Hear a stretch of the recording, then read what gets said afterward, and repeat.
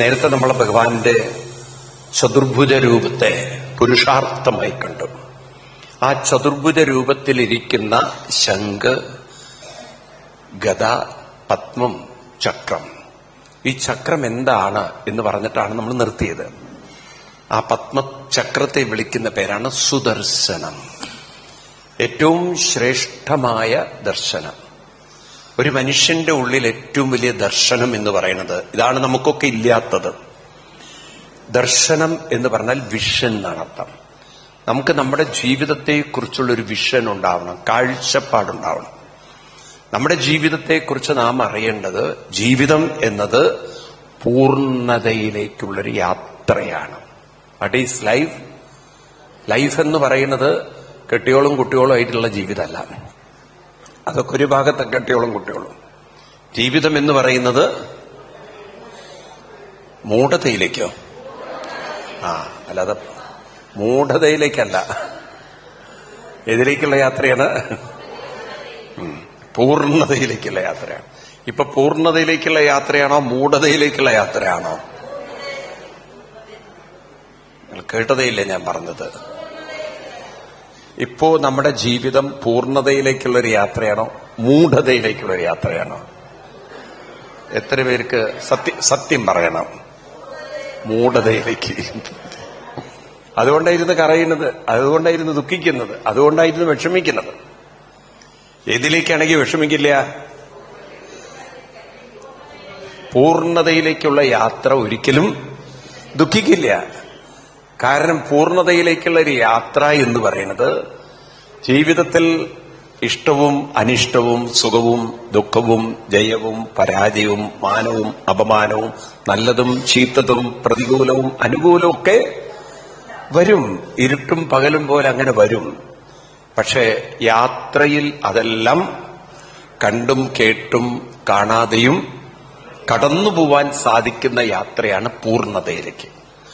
എന്നാൽ അതിലൊക്കെ തങ്ങി നിന്ന് കരയുകയും വിഷമിക്കുകയും ഒക്കെ ചെയ്യുന്ന യാത്ര,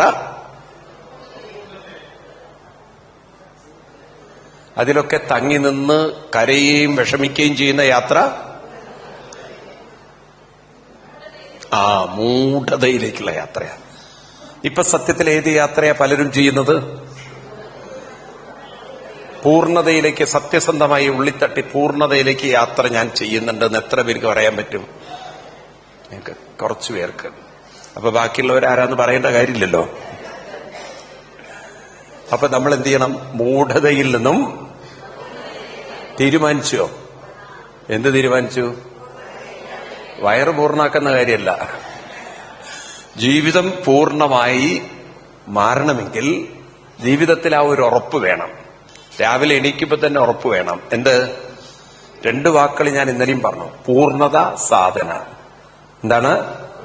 പൂർണ്ണത കൈവരിക്കലാണ് എന്റെ ജീവിതം. അതിന് വേണ്ടത് സാധന വേണം. അത് ശീലിക്കണം. അതാണ് സുദർശനം. അതെന്തിനാണ് നമ്മൾ പൂർണ്ണതയിലേക്ക് എത്തുന്നത്? കാരണം നമ്മൾ വന്നത് പൂർണ്ണതയിൽ നിന്നാണ്. തിരിച്ചെത്തേണ്ടതും പൂർണ്ണതയിലേക്കാണ്. ഇനിയിപ്പോ അങ്ങനെ എത്തിയിട്ടില്ലെങ്കിൽ എന്താ കുഴപ്പം? കാരണം നമ്മളെ പിന്തുടരുന്ന മറ്റൊരു ചക്രമുണ്ട്. നമ്മുടെ പിന്നാലെ 2-3 ചക്രങ്ങൾ വരുന്നുണ്ട്. ഒന്നേതാണ്? കാലചക്രം. ഏതാണ്? എന്താണത്? കാലൻ. അതന്നെ.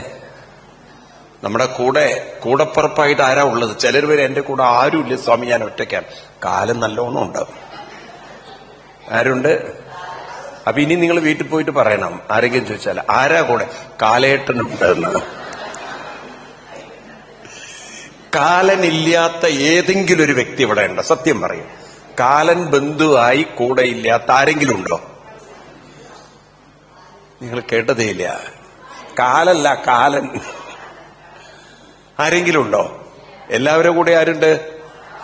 പക്ഷെ ഇന്ന് വരെ നിങ്ങൾ ആരോടെയും പറഞ്ഞിട്ടുണ്ടോ എന്റെ ബന്ധുവായിട്ട് കാലനുണ്ടെന്ന്? ഭഗവാനുണ്ട് എന്നുള്ള വേറെ കാര്യം. അത് നിങ്ങളുടെ കയ്യിലിരിപ്പ് പോലിരിക്കും. പക്ഷെ ഭഗവാൻ ഉണ്ടെങ്കിലും ഇല്ലെങ്കിലും ആര് കൂടെയുണ്ട്? കാലേട്ടൻ കൂടെയുണ്ട്. അപ്പൊ ഇനിയിപ്പോ ആര് ചോദിച്ചാലും പറഞ്ഞോളൂ, ഞാൻ ഒറ്റയ്ക്കല്ല, എന്റെ കൂടെ. ചിലർക്ക് പറയാനേ ഒരു ധൈര്യക്കുറവ്. ബാലേട്ടനല്ല, കാലേട്ടൻ. ആരുണ്ട്?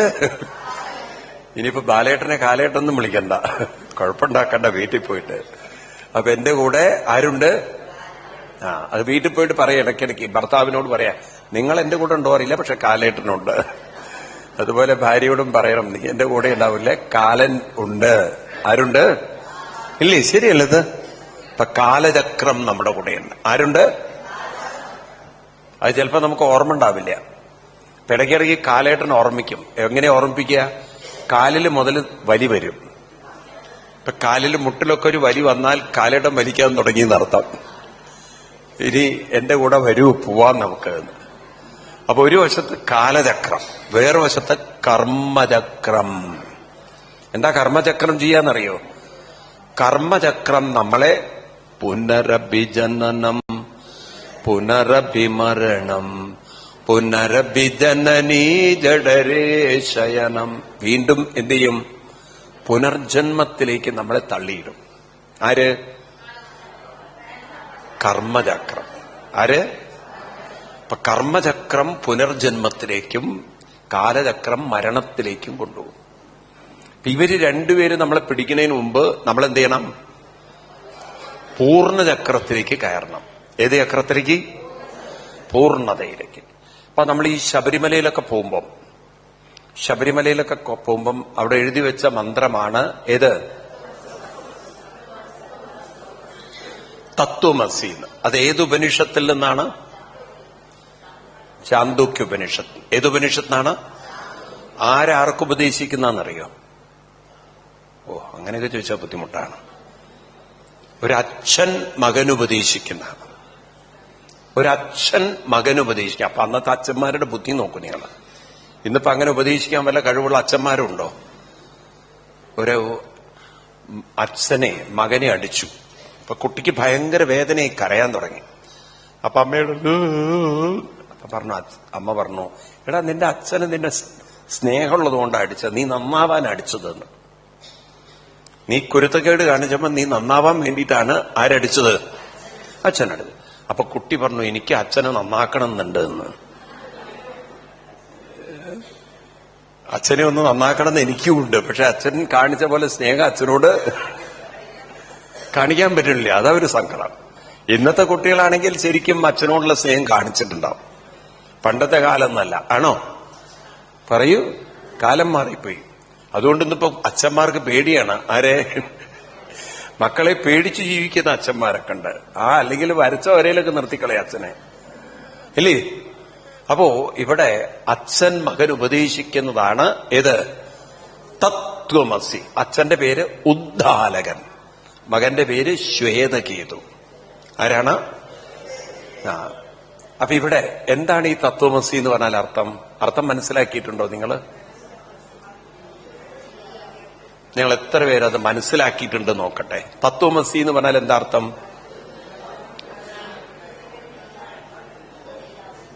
പിറുപിറുക്കലാണ് അതിന്റെ അർത്ഥം.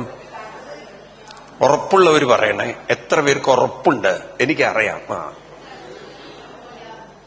അത് നീയാകുന്നു എന്നതാണോ? ശ്രദ്ധിക്കുക, ഓരോന്ന് ശ്രദ്ധിക്കുക. അത് നീയാകുന്നു എന്നാണോ അതിന്റെ അർത്ഥം? അത് നീയാകുന്നു എന്നതാണോ അർത്ഥം? അത് നീയാകുന്നു എന്നതാണോ? അതെന്ന് പറഞ്ഞാൽ എന്താ അർത്ഥം? അതൊക്കെ നിങ്ങൾക്ക് അർത്ഥം അറിയാതെ നിങ്ങൾ പറഞ്ഞിട്ടതാ കാര്യം. അത് നീയാകുന്നു എന്നാണോ അർത്ഥം? ശരിക്കുള്ള അർത്ഥം അതാണോ? അതിനെ ട്രാൻസ്ലേറ്റ് ചെയ്യുമ്പോൾ അതാണ് അർത്ഥം. ദാറ്റ് ഈസ് യു, അല്ലെങ്കിൽ ദാറ്റ് ഈസ് യു എന്ന്. തത് എന്നാൽ ദാറ്റ് എന്ന് ഇംഗ്ലീഷില്. ത്വം എന്ന് പറഞ്ഞാൽ യു. ഈസ് തത്വം. അസി എന്ന് പറഞ്ഞാൽ ഈസ്. That is U. അതല്ല അതിന്റെ അർത്ഥം. അതതിന്റെ വേർഡ് ടു വേർഡ് മീനിങ് ആണത്. വേർഡ് ടു വേർഡ് മീനിങ് അല്ലല്ലോ ഉദ്ദേശിക്കുന്നത്. എന്തായിരിക്കും അതിന്റെ അർത്ഥം? ആർക്കാ പറയാൻ പറ്റുക? തത്വമസി. അത് എന്നതുകൊണ്ട് എന്താ അർത്ഥാക്കുന്നത്? വേണ്ട. ത്വം എന്ന് പറഞ്ഞാൽ എന്താ അർത്ഥാക്കുന്നത്? അവിടെ നിന്നുകൊണ്ട് പിടിക്കാതെ.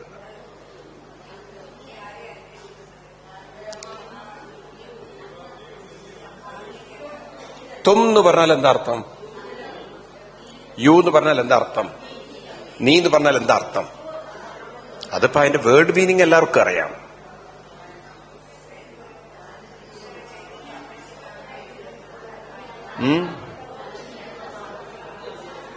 നിങ്ങളെ മനസ്സിലാക്കിയിട്ടില്ല. നമ്മളത് ശരിക്കും മനസ്സിലാക്കാതെ പറയുന്ന വാക്കുകളാണ്. ശ്രദ്ധിക്കണം. തും എന്ന് പറയുന്നത് നമ്മളെയാണെന്ന് ആദ്യം ഓർക്കണം. ഞാൻ എന്ന് പറയുന്നത് ഞാൻ എന്ന് പറയുമ്പോൾ എപ്പോഴും ഓർക്കണം, ഞാൻ എന്ന് പറയാൻ എനിക്ക് സ്വാതന്ത്ര്യമില്ല. വാസ്തവത്തിൽ എനിക്ക് ഞാനെന്ന് പറയാനുള്ള കഴിവില്ല. നിങ്ങളൊന്ന് സ്വയം ആലോചിച്ച് നോക്കൂ. നിങ്ങൾക്ക് ഞാനെന്ന് പറയാൻ നിങ്ങൾക്ക് കഴിവുണ്ടോ എന്ന്. രാവിലെ നിങ്ങൾ ഉണരാത്തോടത്തോളം കാലം നിങ്ങൾക്ക് ഞാൻ എന്ന് പറയാൻ പറ്റുമോ? വളരെ ശ്രദ്ധിച്ചാലേ മനസ്സിലാവുള്ളൂ. ഇപ്പോൾ ഞാൻ എന്ന് നിങ്ങൾ പറയുന്നു.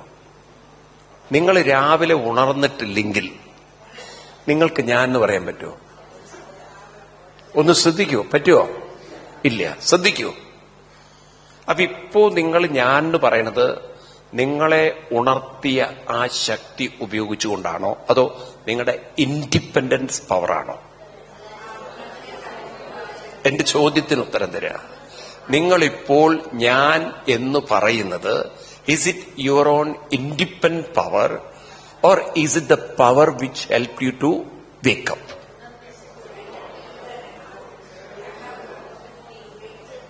നിങ്ങൾക്ക് സ്വയം ഞാൻ എന്ന് പറയാൻ പറ്റുമോ? ആർക്കും പറ്റില്ല. നമ്മൾ ഏത് ശക്തി എടുത്തിട്ടാ പറയുന്നത്? നമ്മളെ ഉണർത്തിയ ആ ഒരു ബോധശക്തി ഉപയോഗിച്ചിട്ടാണ്. ആണോ? അപ്പൊ ഞാൻ എന്ന് പറയുന്നത് എന്താണ്? ഞാനെന്ന് പറയുന്നത് ആ ബോധശക്തിയുടെ ഒരു ബോധശക്തിയുടെ ഒരു അംശമാണ്, ഒരു സ്പാർക്കാണ്, അല്ലെ? ഒരു പാർട്ടാണ്. ഏതിന്റെ? ബോധശക്തിയുടെ ഭാഗമാണ്. അതായത് ഞാൻ ഇൻഡിപെൻഡന്റ് അല്ല എന്നർത്ഥം. ഞാൻ ഇൻഡിപെൻഡന്റ് അല്ല. അപ്പൊ എനിക്കൊരു എക്സിസ്റ്റൻസ് തരുന്ന ഒരു ശക്തിയുണ്ട്. ആ എക്സിസ്റ്റൻസ് തരുന്ന ശക്തിയുടെ ഒരു അംശമാണ്, അല്ലേ? ആണോ അല്ലയോ? അപ്പൊ ഞാൻ എന്നോട് പറയണ തും തത് അസി എന്ന് പറഞ്ഞാൽ എന്താണ്?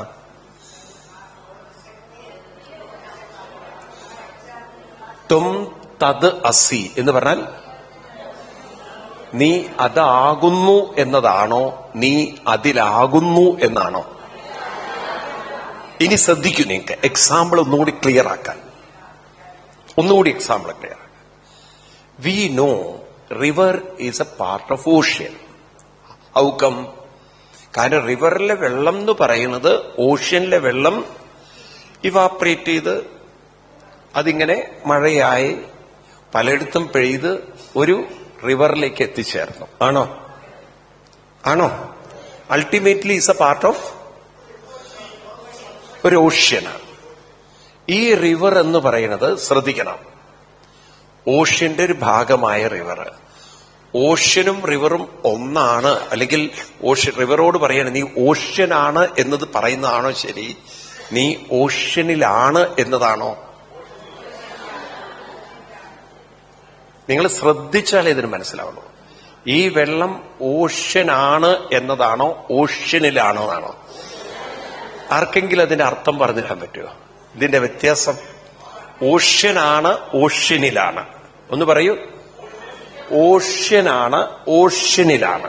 എന്താ വ്യത്യാസം?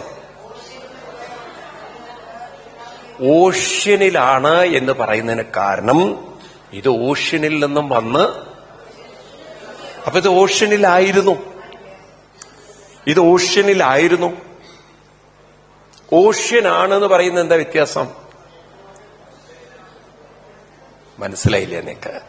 ഇത് ഓഷ്യനാണ് എന്ന് പറയുന്നത് എന്താ വ്യത്യാസം? ഇതുവരെ ഓഷ്യനായിരുന്നില്ല. ഇനി നീ എന്താവണം? ഓഷ്യനാണ്. നീ ഓഷ്യനാണ് എന്ന് പറയുന്നത് you are not ocean, now you have to be an ocean. മനസ്സിലായില്ലേ ഞാൻ പറഞ്ഞത്?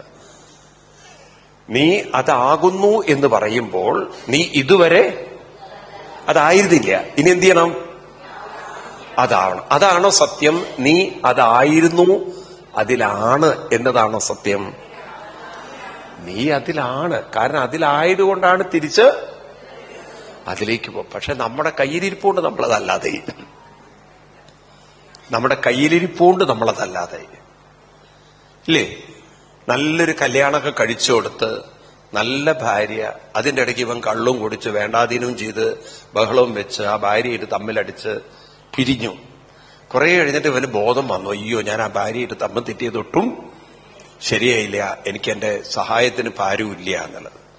അപ്പൊ എന്താ ഭാര്യ പറയാ? ഇനിയിപ്പോ അതൊന്നും ആലോചിച്ചിട്ട് കാര്യമില്ല. കാരണം നമ്മൾ നല്ല രീതിയിൽ ജീവിച്ചവരായിരുന്നു. നിങ്ങളുടെ കയ്യിലിരിപ്പുകൊണ്ട് നിങ്ങൾ അങ്ങനെയാക്കിയെടുത്തു അല്ലേ? ആണോ? എന്താ ഒന്നും മിണ്ടാത്തത്? അങ്ങനെയുള്ളവരില്ലേ? കള്ളൊക്കെ കുടിച്ചെല്ലാം കേടുവരുത്തി കുറെ കഴിഞ്ഞിട്ട് ബോധം വന്നിട്ടും കാര്യമില്ല. ഇത് അതെ, ഇയാള് കള്ളിന്റെ കൂടെ പോയി. ഇതുപോലെ നമ്മൾ ഒരു കാലത്ത് നമ്മളോട്, പക്ഷേ ഭാര്യയെപ്പോലെ അല്ല ഇവിടെ ഭഗവാൻ. ഭഗവാൻ പറയുന്നത് നിങ്ങൾ എന്റെ കൂടെയൊക്കെയായിരുന്നു, പക്ഷെ കയ്യിലിരിപ്പോണ്ട് നിങ്ങൾ വേറെ ആണെങ്കിലും ഓക്കെ, നമുക്ക് വീണ്ടും കെട്ടാം. ആ ഭാര്യയെ പോലെയല്ല ഭഗവാൻ. ഭഗവാൻ എന്താ പറയുന്നത്? യു പ്ലീസ് കവോൺ, നമുക്ക് വീണ്ടും സംഗമിക്കാം, നമുക്ക് വീണ്ടും ഒന്നാവാം. അങ്ങനെ ഒരു ഭാര്യ ഒരാളോട് പറഞ്ഞിരുന്നെങ്കിൽ എങ്ങനെയിരിക്കും ജീവിതം? എങ്ങനെയിരിക്കും ജീവിതം? മനസ്സിൽ വെച്ചാൽ മതി മോഹം, ഇല്ലേ? എന്നതുപോലെ ഇവിടെ ഭഗവാൻ പറയാണ്, എന്ത്? It's okay boy, no problem. It's okay baby, no problem. No, I'm waiting for you. ഞാൻ ഇപ്പോഴും നിന്നെ സ്വീകരിക്കാൻ തയ്യാറാണ്. അപ്പൊ ആ കാരുണ്യം എത്ര ഉണ്ട് നോക്കൂ. നമ്മൾ വഴിതെറ്റിപ്പോയി, ഇനി വീണ്ടും വലിയൊരു കാട്ടിലകപ്പെട്ടേനകം വഴിയും കാണാതെ ഉഴലുമ്പോൾ വഴിയിൽ നേർവഴി അരുളേണം നാഥ, തിരുവൈക്കം വാഴും ശിവശംഭോ. ഇനി വീണ്ടും അങ്ങോട്ട് തന്നെ എത്തിച്ചേരാം. ഇപ്പൊ ഒരു വലിയ കാട്ടിന്റെ ഉള്ളിലാണ്, ഇപ്പൊ ഓരോരോ പ്രശ്നങ്ങളുടെ ഉള്ളിലാണ്. ഏത് കാട്? ചിന്തകളുടെ കാട്. ഏത് കാട്? ഇനി എന്ത് ചെയ്യണം? വീണ്ടും മുന്നോട്ട് ഒഴുകണം. അതിനെന്ത് വേണം?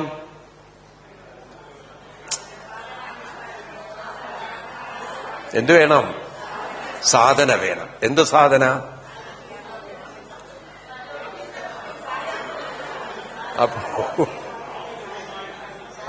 അപ്പോ നമ്മുടെ ജീവിതത്തില് ഒരു വ്യക്തത വേണം, അല്ലെ? എല്ലാ കാര്യത്തെക്കുറിച്ചും ഒരു ക്ലാരിറ്റി വേണം. അപ്പൊ അങ്ങനെ പൂർണ്ണത സാധന. എന്താണ് സാധന? അപ്പൊ തത്വമസി എന്ന് പറഞ്ഞാൽ എന്താ അർത്ഥം?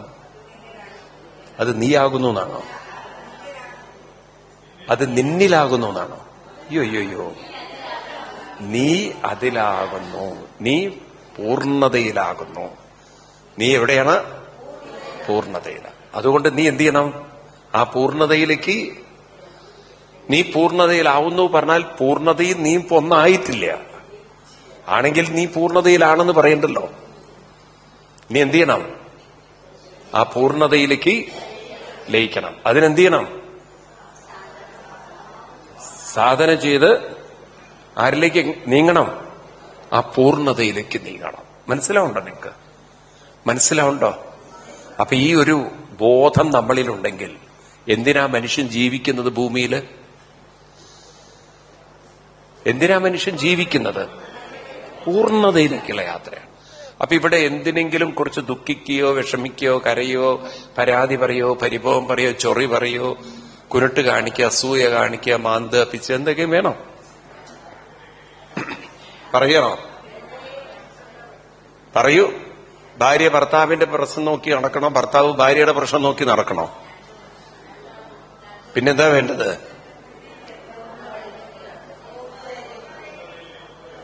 അവനവനെ എങ്ങോട്ട് നയിക്കണം? ഇങ്ങനെയാണ് നിങ്ങളുടെ വീടെന്നുണ്ടെങ്കിൽ എങ്ങനെയിരിക്കും? രാവിലെ എണീറ്റ് ഭാര്യ ഭർത്താവിനോട് ചായയൊക്കെ ഉണ്ടാക്കി വെച്ചിട്ട് കുടിച്ചോളൂ, ഞാൻ പൂർണ്ണതയിലേക്ക് യാത്ര ചെയ്യാണ്.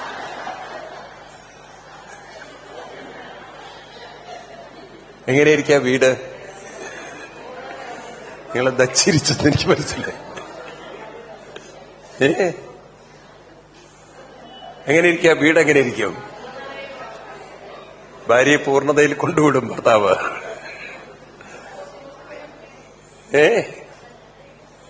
അപ്പൊ ഭർത്താവ് അപ്പുറത്തുനിന്ന് ദേ ഞാൻ ചായയൊക്കെ കുടിച്ചു, കഴുകി വെച്ചോളൂ, ഞാനും പൂർണ്ണതയിലേക്ക് പോവുകയാണ്. അങ്ങനെ രണ്ടുപേരും ജീവിതം എന്തിലാരംഭിക്കുന്നു? പൂർണ്ണതയിലേക്ക്. മനസ്സിലായില്ലേ? ഇടയ്ക്കിടയ്ക്ക് അങ്ങോട്ടും ഇങ്ങോട്ടും പറയും പൂർണ്ണമത പൂർണ്ണമിതം. അതിന് പകരം ഇപ്പൊ നിങ്ങൾ എന്താ പറയുന്നത്? പ്രശ്നമത പ്രശ്നമിതം. നിങ്ങളൊരു പ്രശ്നമാണ്, ഇവളൊരു പ്രശ്നമാണ്, പ്രശ്നമത. ഇത് തന്നെ ചർച്ച ചെയ്താൽ എന്തേ ഉണ്ടാവുള്ളൂ? പ്രശ്നമേവ അവശിഷ്യത. എന്തേ ഉണ്ടാവുള്ളൂ? പ്രശ്നമേവ അവശിഷ്യത. അല്ലേ? ശരിയല്ലത്? അപ്പൊ അത് ശീലിച്ചെടുക്കണം, ജീവിതത്തിൽ ഉറപ്പിക്കണം. മറക്കില്ല നിങ്ങൾ. എന്ത്? ഈ രണ്ട് വാക്കുകൾ ഏതൊക്കെയാണ്? ചൂർണതയല്ല, പൂർണ്ണത. പൂർണ്ണതയും സാധനയും. ഇത് രണ്ടും നിങ്ങളുടെ തലയിൽ ഉറയ്ക്കണം. പൂർണ്ണത കൈവരിക്കാൻ എന്ത് വേണം? അങ്ങനെയൊക്കെ ഒരു ബോധത്തിൽ ജീവിക്കുന്നവരാരെങ്കിലും ഉണ്ടോ ഇവിടെ? എന്റെ കാഴ്ച ചിലപ്പോ പോവും. ആ ബോധത്തിൽ ജീവിക്കുന്നവർ എത്ര പേരുണ്ട് ഇവിടെ? നിങ്ങളിപ്പോ കുറെ കാലമായി സപ്താഹമൊക്കെ കേൾക്കണു. എത്ര പേര് ആ ബോധത്തിൽ? ഇതൊക്കെ ഇപ്പോഴാണ് മനസ്സിലായതെന്ന് പറയുന്നവർ എത്ര പേരുണ്ട്? ദൈവമേ, ഇതുവരെ ഇപ്പൊ 59 സപ്താഹം കളഞ്ഞു വിളിച്ചു.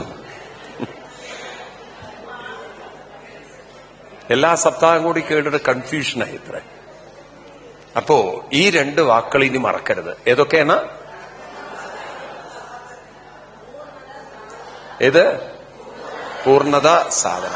നടക്കുമ്പോഴൊക്കെ പൂർണ്ണത സാധന, പൂർണ്ണത സാധന, പൂർണ്ണത സാധന എന്നിങ്ങനെ പറഞ്ഞുകൊണ്ടിരിക്കുക. ഇത് മറക്കരുത് നിങ്ങൾ. ഇതാണ് ലൈഫ് എന്ന് പറയുന്നത്. പണ്ടൊരാള് ട്രിവാൻഡ്രത്തുനിന്ന് പാലക്കാട് വന്നു. രണ്ടുപേരും പണ്ട് മിലിറ്ററിയിൽ ജോലി ചെയ്തവരായിരുന്നു. അപ്പൊ ഇയാൾ പാലക്കാട് ഒക്കെ വന്നപ്പോ പാലക്കാട് അയാളുടെ സുഹൃത്തിന്റെ വീട്ടില് അയാൾക്ക് കുഴക്കട്ട ഉണ്ടാക്കി കൊടുത്തിരുന്നു. എന്താണ് കുഴക്കട്ട? ഈ ട്രിവാൻഡ്രത്തുകാർക്ക് കുഴക്കട്ട അത്ര പരിചയമില്ല.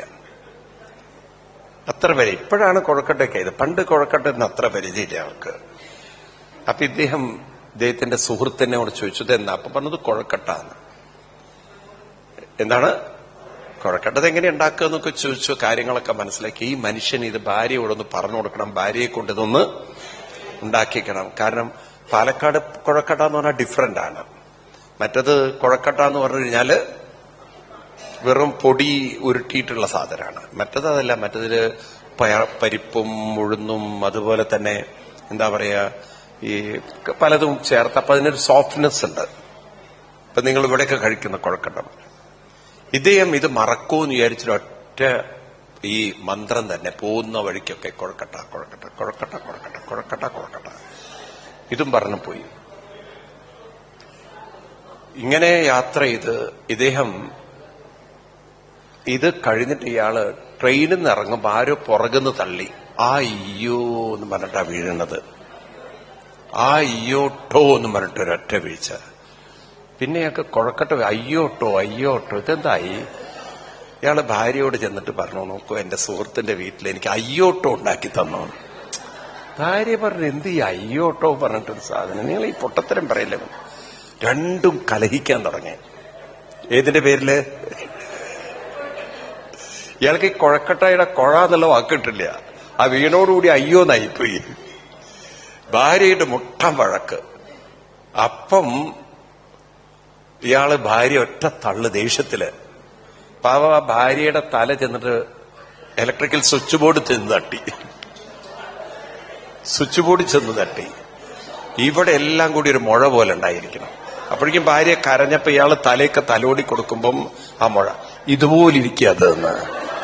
അപ്പൊ ഭാര്യ പറഞ്ഞത് കുഴക്കട്ടയാണല്ലോ. അത് തന്നെ സാധനം.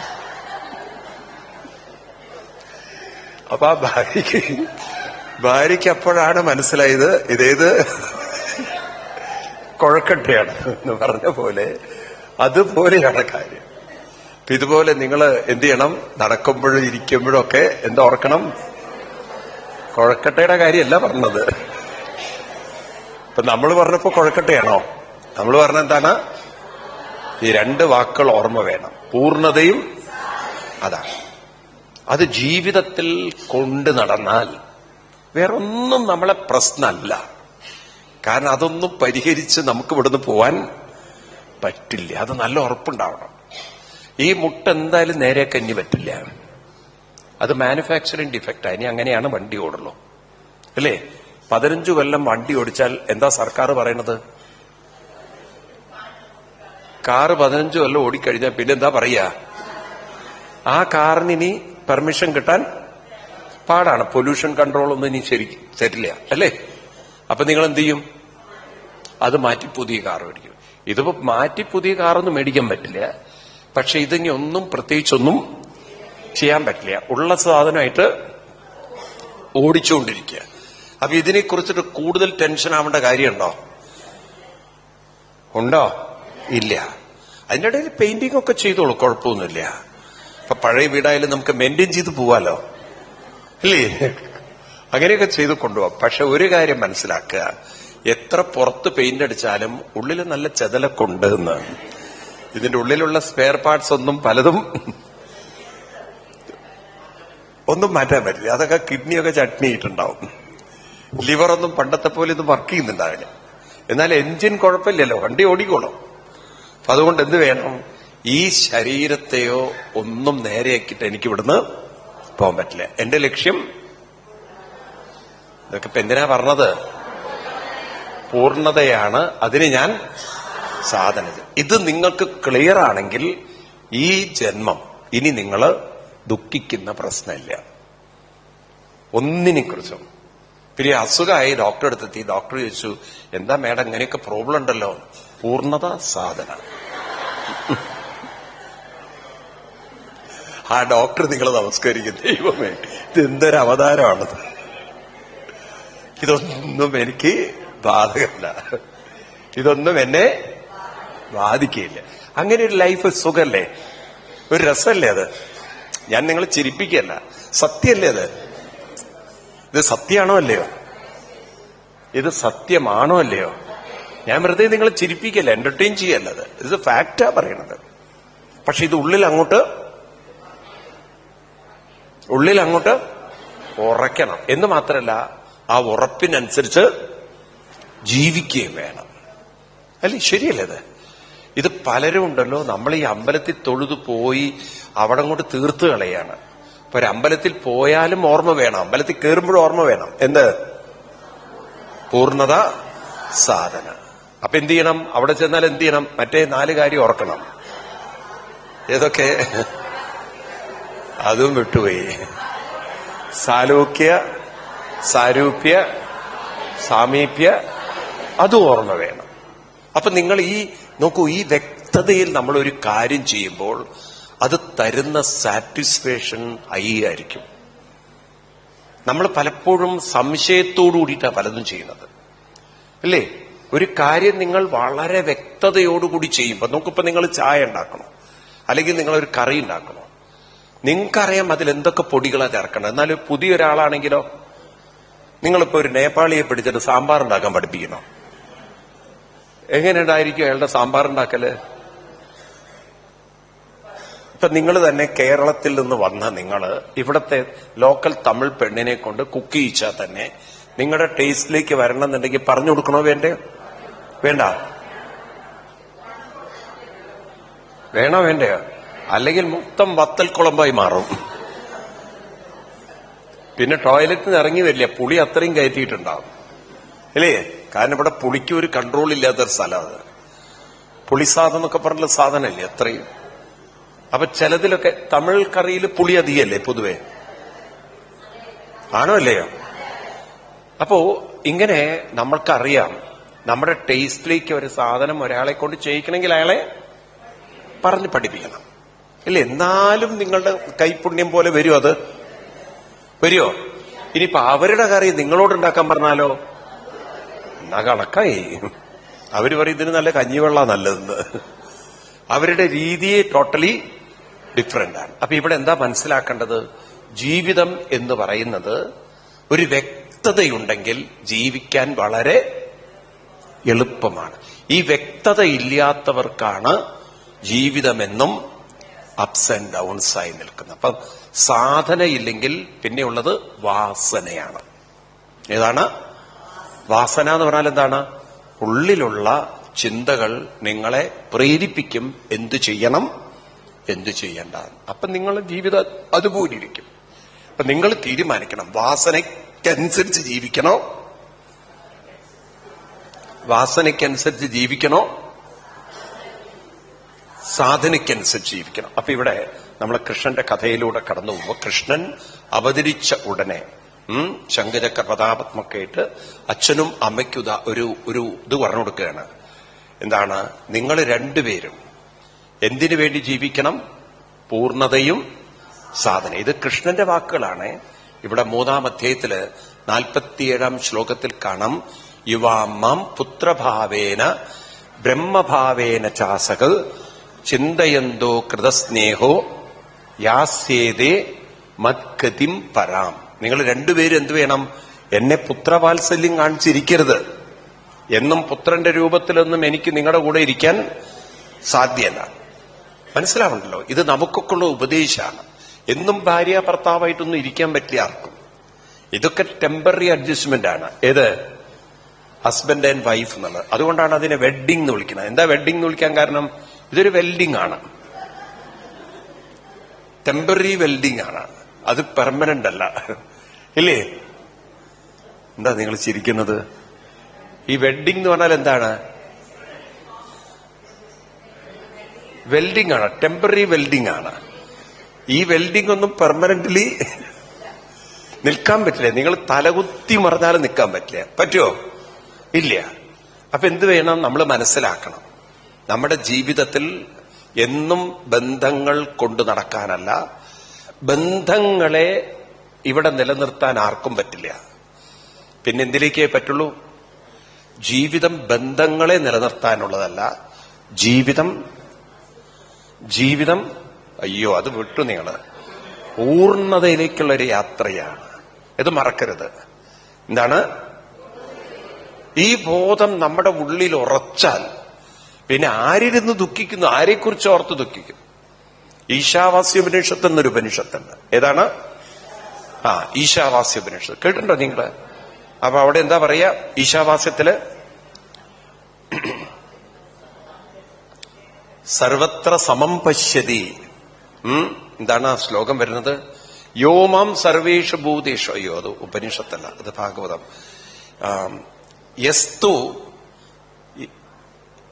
യസ്തു എന്താണ്?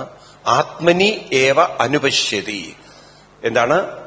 തന്റെ ആരാണോ ആത്മാവിൽ കാണുന്നത്, പിന്നെ വിജുഗുപ്സതെ, ജീവിതത്തെക്കുറിച്ച് ഒരിക്കലും അവർക്ക് ഒരു വിഷമം ദുഃഖങ്ങളുണ്ട്. എന്നെ വിജുഗുപ്സതെ, ദുഃഖം ഉണ്ടാവില്ല. മനസ്സിലായില്ല? എന്താ പറയണത്? തന്റെ ആത്മാവിലേക്കുള്ളൊരു യാത്രയാണ് ജീവിതം എന്ന് മനസ്സിലാക്കിയാൽ ആരോടും ഒരു പരിഭവവും ദേഷ്യവും ദുഃഖവും ഒന്നും ഇവിടെ ഇല്ല. കാരണം പരിഭവിച്ചിട്ടും കാര്യമില്ല. നമുക്കൊരാളെ നേരെയാക്കാനും പറ്റില്ല. ഇന്ന് ആളുകൾ നോക്കൂ, ജീവിതത്തിൽ ഏറ്റവും സഫർ ചെയ്യുന്ന എന്താണ്? കൂടുതലും ആളുകളുടെ ജീവിതത്തിലും ഒരു പൂർണ്ണത കൈവരിക്കണം എന്നുള്ളൊരു ബോധമില്ല. അവരാർക്കൊക്കെയോ വേണ്ടി ജീവിച്ചു, എന്തിനൊക്കെയോ വേണ്ടി ജീവിച്ചു. ഒരു ദിവസം നമ്മൾ കേൾക്കുന്നത് അവരൊരുപാട് മെന്റലി സഫർ ചെയ്യുന്നു എന്നുള്ളതാണ്. ഒരുപാട് കോടിക്കണക്കിന് രൂപ ഉണ്ടായി, ആ കോടിക്കണക്കിന് രൂപ കയ്യിലും വെച്ച് ആശുപത്രി കടന്ന് നരകം അനുഭവിക്കുന്നവരില്ലേ? നിങ്ങൾ ജയലളിതയുടെ ലൈഫ് തന്നെ എടുത്തു നോക്കൂ. നിങ്ങൾ അവസാനം എന്താ ഉണ്ടായത്? അപ്പം കുറെ സമൃദ്ധിയും സമ്പത്തും ബന്ധങ്ങളും ഉള്ളതുകൊണ്ടൊന്നും ജീവിതത്തിൽ തൃപ്തിയും സന്തോഷവും ഉണ്ടായില്ല. അത് സാധനയിലൂടെ മാത്രമേ കിട്ടുള്ളൂ. ഇതിലൂടെ അതിനല്ലേ ക്ഷേത്രങ്ങളൊക്കെ വെച്ചിരിക്കുന്നത്. അല്ലെങ്കിൽ ഇവന് ക്ഷേത്രത്തിന്റെ ആവശ്യമില്ലല്ലോ. മനസ്സിലായില്ലേ? പക്ഷെ പലരും ക്ഷേത്രത്തിൽ പോകുന്നത് ഭൗതികമായ സുഖസൗകര്യങ്ങൾ ദൈവം നിലനിർത്തി തരും എന്ന ആ ഒരു പ്രതീക്ഷയിലാണ്. സൗകര്യങ്ങൾ നിലനിർത്തി തരുന്ന. അപ്പൊ നമ്മൾ ആ ഒരു ലെവലിൽ നിന്നൊക്കെ ഉയരണം. ഏതിൽ നിന്ന്? ഒരു ക്ഷേത്രം നമുക്ക് തന്നിരിക്കുന്ന എന്തിനാണ്?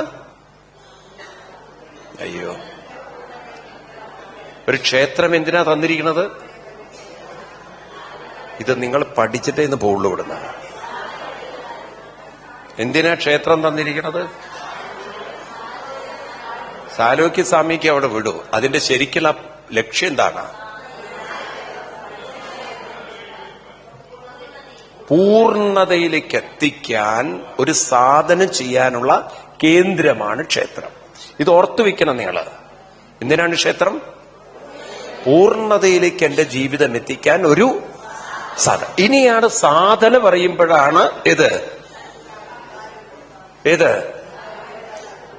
നേരത്തെ പറഞ്ഞ സാരൂപ്യ, സാമീപ്യ, സാലോക്യ, സായുജ്യങ്ങളൊക്കെ അതൊക്കെ സാധനയുടെ പാർട്ടാണ്. പക്ഷെ ക്ഷേത്രം എന്തിനാ തന്നത്? ആ ബോധം നമുക്കുണ്ടാവണം. ഈ ബോധമില്ലാതെ നിങ്ങൾ ക്ഷേത്രത്തിൽ പോയാൽ നിങ്ങളൊരു കഴുതയാണ്. ആരാണ്? കഴുതയാണ്. ഏതാ ശ്ലോകം? 84-ാം അധ്യായം ഭാഗവതം 13-ാം ശ്ലോകം. 84-ാം അധ്യായം 13-ാം ശ്ലോകം. ഈ ബോധമില്ലാതെ ഒരാൾ അമ്പലത്തിൽ പോയാൽ അയാളൊരു കഴുതയാണ്. അപ്പൊ നോക്കൂ നിങ്ങൾ എത്രമാത്രം ഒരു ബോധത്തിലാണ് ഭാഗവതമൊക്കെ എഴുതി വെച്ചതെന്നുള്ളത്. 84. അതിനാണ് ഭാഗവതമൊക്കെ പഠിക്കുന്നത് നമ്മൾ, ആ ക്ലാരിറ്റിക്ക് വേണ്ടിയിട്ടാണ്. കിട്ടിയോ? 84-13 കിട്ടിയോ? എന്താണ്? യസ്യാത്മബുദ്ധി കുണപേ ത്രിധാതുകേ സ്വദീകളത്രാദിഷു ഭൗമ ഈച്യതി യത് തീർത്ഥബുദ്ധി സലിലേന കർഹിജിൽ ജനേഷു അഭിജ്ഞേഷു സയേവ ഗോകര. ഗോകര എന്ന് പറഞ്ഞാൽ കഴുതാണ്. ഞാൻ പറഞ്ഞ വരികളല്ല, ഒക്കെ കൃഷ്ണൻ എഴുതി വെച്ചാണ്. അവരാണ് കഴുതകൾ. ആരാ കഴുതകള്? ആത്മബുദ്ധി. ആരുടെ ആത്മബുദ്ധിയാണോ എന്ന് വെച്ചാൽ ആരുടെ മനസ്സാണോ, ശരീരം, ഭാര്യ, കുടുംബം, വീട്, സ്വത്ത്, സ്വതി കളത്രാദി എന്നൊക്കെ പറഞ്ഞ എന്താ അർത്ഥം? സ്വതി കളത്രാദി എന്നൊക്കെ പറഞ്ഞ എന്താ അർത്ഥം? അവനവന്റെ കുടുംബം, വീട്,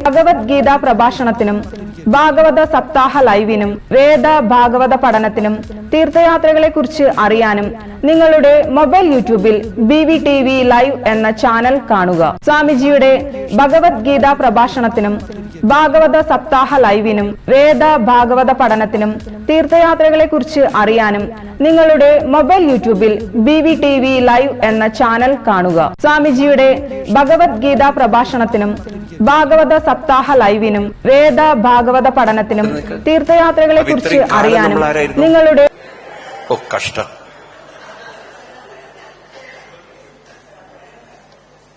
ഇതൊരു തമാശയായിട്ട് എടുക്കവേ, സീരിയസ് ആയിട്ട് എടുക്കരുത്. ഇതല്ല നീ പറയാൻ പോകുന്നത്, അത് അഡ്വാൻസ് ആയിട്ട്. ഒരു സർദാർജി തമിഴ്നാട്ടിൽ പോസ്റ്റിംഗ് വന്നു. He was A military brigadier ആയിരുന്നു. അപ്പം ഇവിടെ വന്ന് കോയമ്പത്തൂർ എത്തിയാണ് പോസ്റ്റിംഗ്, മിലിറ്ററി എയർഫോഴ്സിന്റെ അവരുടെ കന്റോൺമെന്റിൽ. അപ്പൊ അദ്ദേഹം അവിടെ നിൽക്കുമ്പോൾ അദ്ദേഹത്തിന്റെ ഭാര്യയ്ക്ക് സിവിയർ വയറുവേദന വന്നു. അപ്പൊ ആരോ പറഞ്ഞു, സർ, ഇദ്ദേഹത്തിന്റെ ഡ്രൈവററ്റെ കഴുതപ്പാല് കൊടുത്താ പോതുന്ന്.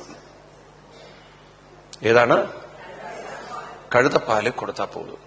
അപ്പൊ ഇദ്ദേഹം ഒരുത്തനോട് പറഞ്ഞു, എടാ നീ പോയിട്ട് ഒരു ഡോങ്കിയെ കളക്ട് ചെയ്യണം. ഇവന് ഇയാൾക്ക് സർദാർജിക്ക് വലിയ തമിഴൊന്നും അറിയില്ല. യു ബ്രിങ് എ ഡോങ്കി എന്ന്. ഇവൻ എവിടുന്ന് ഒരു കഴുതയെ പിടിച്ചുകൊണ്ടുവന്നു. അത് ആൺകഴുതയായിരുന്നു. ഇനിയിപ്പോ ഇവൻ എങ്ങനെ അത് പറഞ്ഞ് മനസ്സിലാക്കി? ഈ പെൺകഴുതയ്ക്ക് എന്താ പറയുക എന്നുള്ളത് ഇയാൾക്ക് ഒരു പിടിയില്ല. ഡോങ്കി എന്നൊറ്റ വാക്കല്ലുള്ളൂ. ഇയാള് ഭാര്യയെ പിടിച്ചുകൊണ്ടുവന്നിട്ട് ഭാര്യയെ കാണിച്ച ഇന്ത മാതിരി ഒരു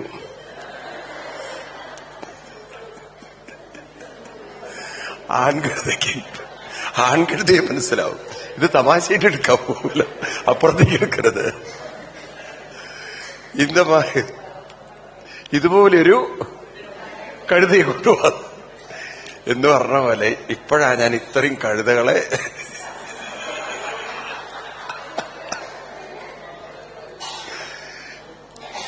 അപ്പൊ നിങ്ങളൊക്കെ ഇപ്പൊ ആരാന്നാ വെച്ചിരിക്കണത്? എന്തൊരു തിരിച്ചറിവാണ് മനുഷ്യന്, ദൈവമേ. വെറുതെ അല്ല നമ്മളെ കഴുതാന്ന് വിളിച്ചാൽ നമ്മൾ തിരിഞ്ഞു നോക്കണോ, എന്നെ തന്നെയാണോ ഉദ്ദേശിച്ചതെന്ന് അല്ലേ? മനുഷ്യൻ ഇവിടുന്ന് നിങ്ങൾ നടന്നു പോകുമ്പോ ആരെങ്കിലും കഴുത, അപ്പൊ നമുക്കെന്നെ സംശയമുണ്ട്. എന്താ, നമ്മളൊരു കഴുതയാണ്. നമുക്ക് അത്ര ഉറപ്പുണ്ടെങ്കിൽ ഞാൻ കഴുതയല്ല എന്നുള്ള ഉറപ്പുണ്ട്, തിരിഞ്ഞു നോക്കേണ്ട കാര്യമല്ലോ, ഇല്ലേ? അപ്പൊ അതുകൊണ്ട് കഴുതയാകരുത്. ആരാവണം? സാധകനാവണം. ആരാവണം? ഭാഗവത്തിൽ അതാണ് ഓർമ്മിപ്പിക്കുന്നത്. നമ്മള് ഈ ഭാഗവതമൊക്കെ വായിക്കുമ്പോഴൊക്കെ ആരാണെന്ന് ഓർമ്മ വേണം. ആരാണ്? സാധന. നിങ്ങൾ സാധന ചെയ്യുന്നത്. അതാണ് ഭാഗവത്തിൽ പറഞ്ഞത്. ഈ ഭാഗവതം യസ്മിൻ പ്രതിപ് ശ്ലോകം അബദ്ധവത്യപി നാമാന്യനന്ദസ്യ യശോങ്കിതാനിയൽ ഷുണ്ണുന്തി ഗായന്തി ഗൃണന്തി സാധക. ആരാണ് നമ്മള്? ഒരു സാധകന്മാരാണ്. അതിനാണ് നമ്മൾ ഭാഗവതം വായിക്കുന്നതും ക്ഷേത്രങ്ങളിൽ പോകുന്നതൊക്കെ ചെയ്യുന്നത്. അപ്പൊ ഈ ഭാഗം ക്ലിയറായി. അതിനുശേഷം ഭഗവാൻ ശ്രീകൃഷ്ണൻ പിന്നെ കുഞ്ഞായി. അവിടുന്ന് ആ കൃഷ്ണന്റെ ബാലലീലകളാണ്. അങ്ങനെ കൃഷ്ണൻ യശോദാദേവിയുടെ പുത്രനായിട്ട് അങ്ങനെ വളരുമ്പോഴാണ് ഇവിടെ കൃഷ്ണനെ കൊല്ലാനുള്ള ഒരു ദൗത്യം കുറെ ആൾക്കാർ ഏറ്റെടുത്തു. കംസന്റെ റെപ്രസെന്റേറ്റീവുമാരും. അന്നത്തെ കംസന്റെ ആൾക്കാരായിരുന്നു അന്നത്തെ ഏത് സ്ക്വാഡ്? Terrorist squad. ആദ്യത്തെ ടെററിസ്റ്റുകാരായിരുന്നു കൃഷ്ണനെ എങ്ങനെങ്കിലും കൊല്ലുക. അങ്ങനെ അതിലാദ്യം ഈ ജോലി ഏറ്റെടുത്ത സ്ത്രീയാണ് ആര്? പൂതന. അവളുടെ മുലതയിലെ കുറെ വിഷമൊക്കെ പുരട്ടി കുഞ്ഞുങ്ങളെ ഫീഡ് ചെയ്യുന്ന വിധത്തിലൊക്കെ വന്ന് അങ്ങനെ കൃഷ്ണനെ ഒക്കെ കിടത്തിയിരിക്കുന്ന യശോദാഗൃഹത്തിലെത്തി. പഴയ കാലത്ത് വില്ലേജിലൊക്കെ പാലുള്ള സ്ത്രീകളൊക്കെ കുഞ്ഞുങ്ങളെയൊക്കെ പാലൂട്ടും. ആരും അതിലൊന്നും ഒരു കുറവ് കാണില്ല. കാരണം പഴയ കാലത്ത് ഒരു വില്ലേജ് ലൈഫിൽ എന്ന് പറഞ്ഞാൽ എല്ലാവരും പരസ്പരം അറിഞ്ഞ് പഴയ കാലം അങ്ങനെയില്ലേ? നിങ്ങളുടെയൊക്കെ കാലത്തിൽ അങ്ങനെയായിരുന്നില്ലേ? ആണോ?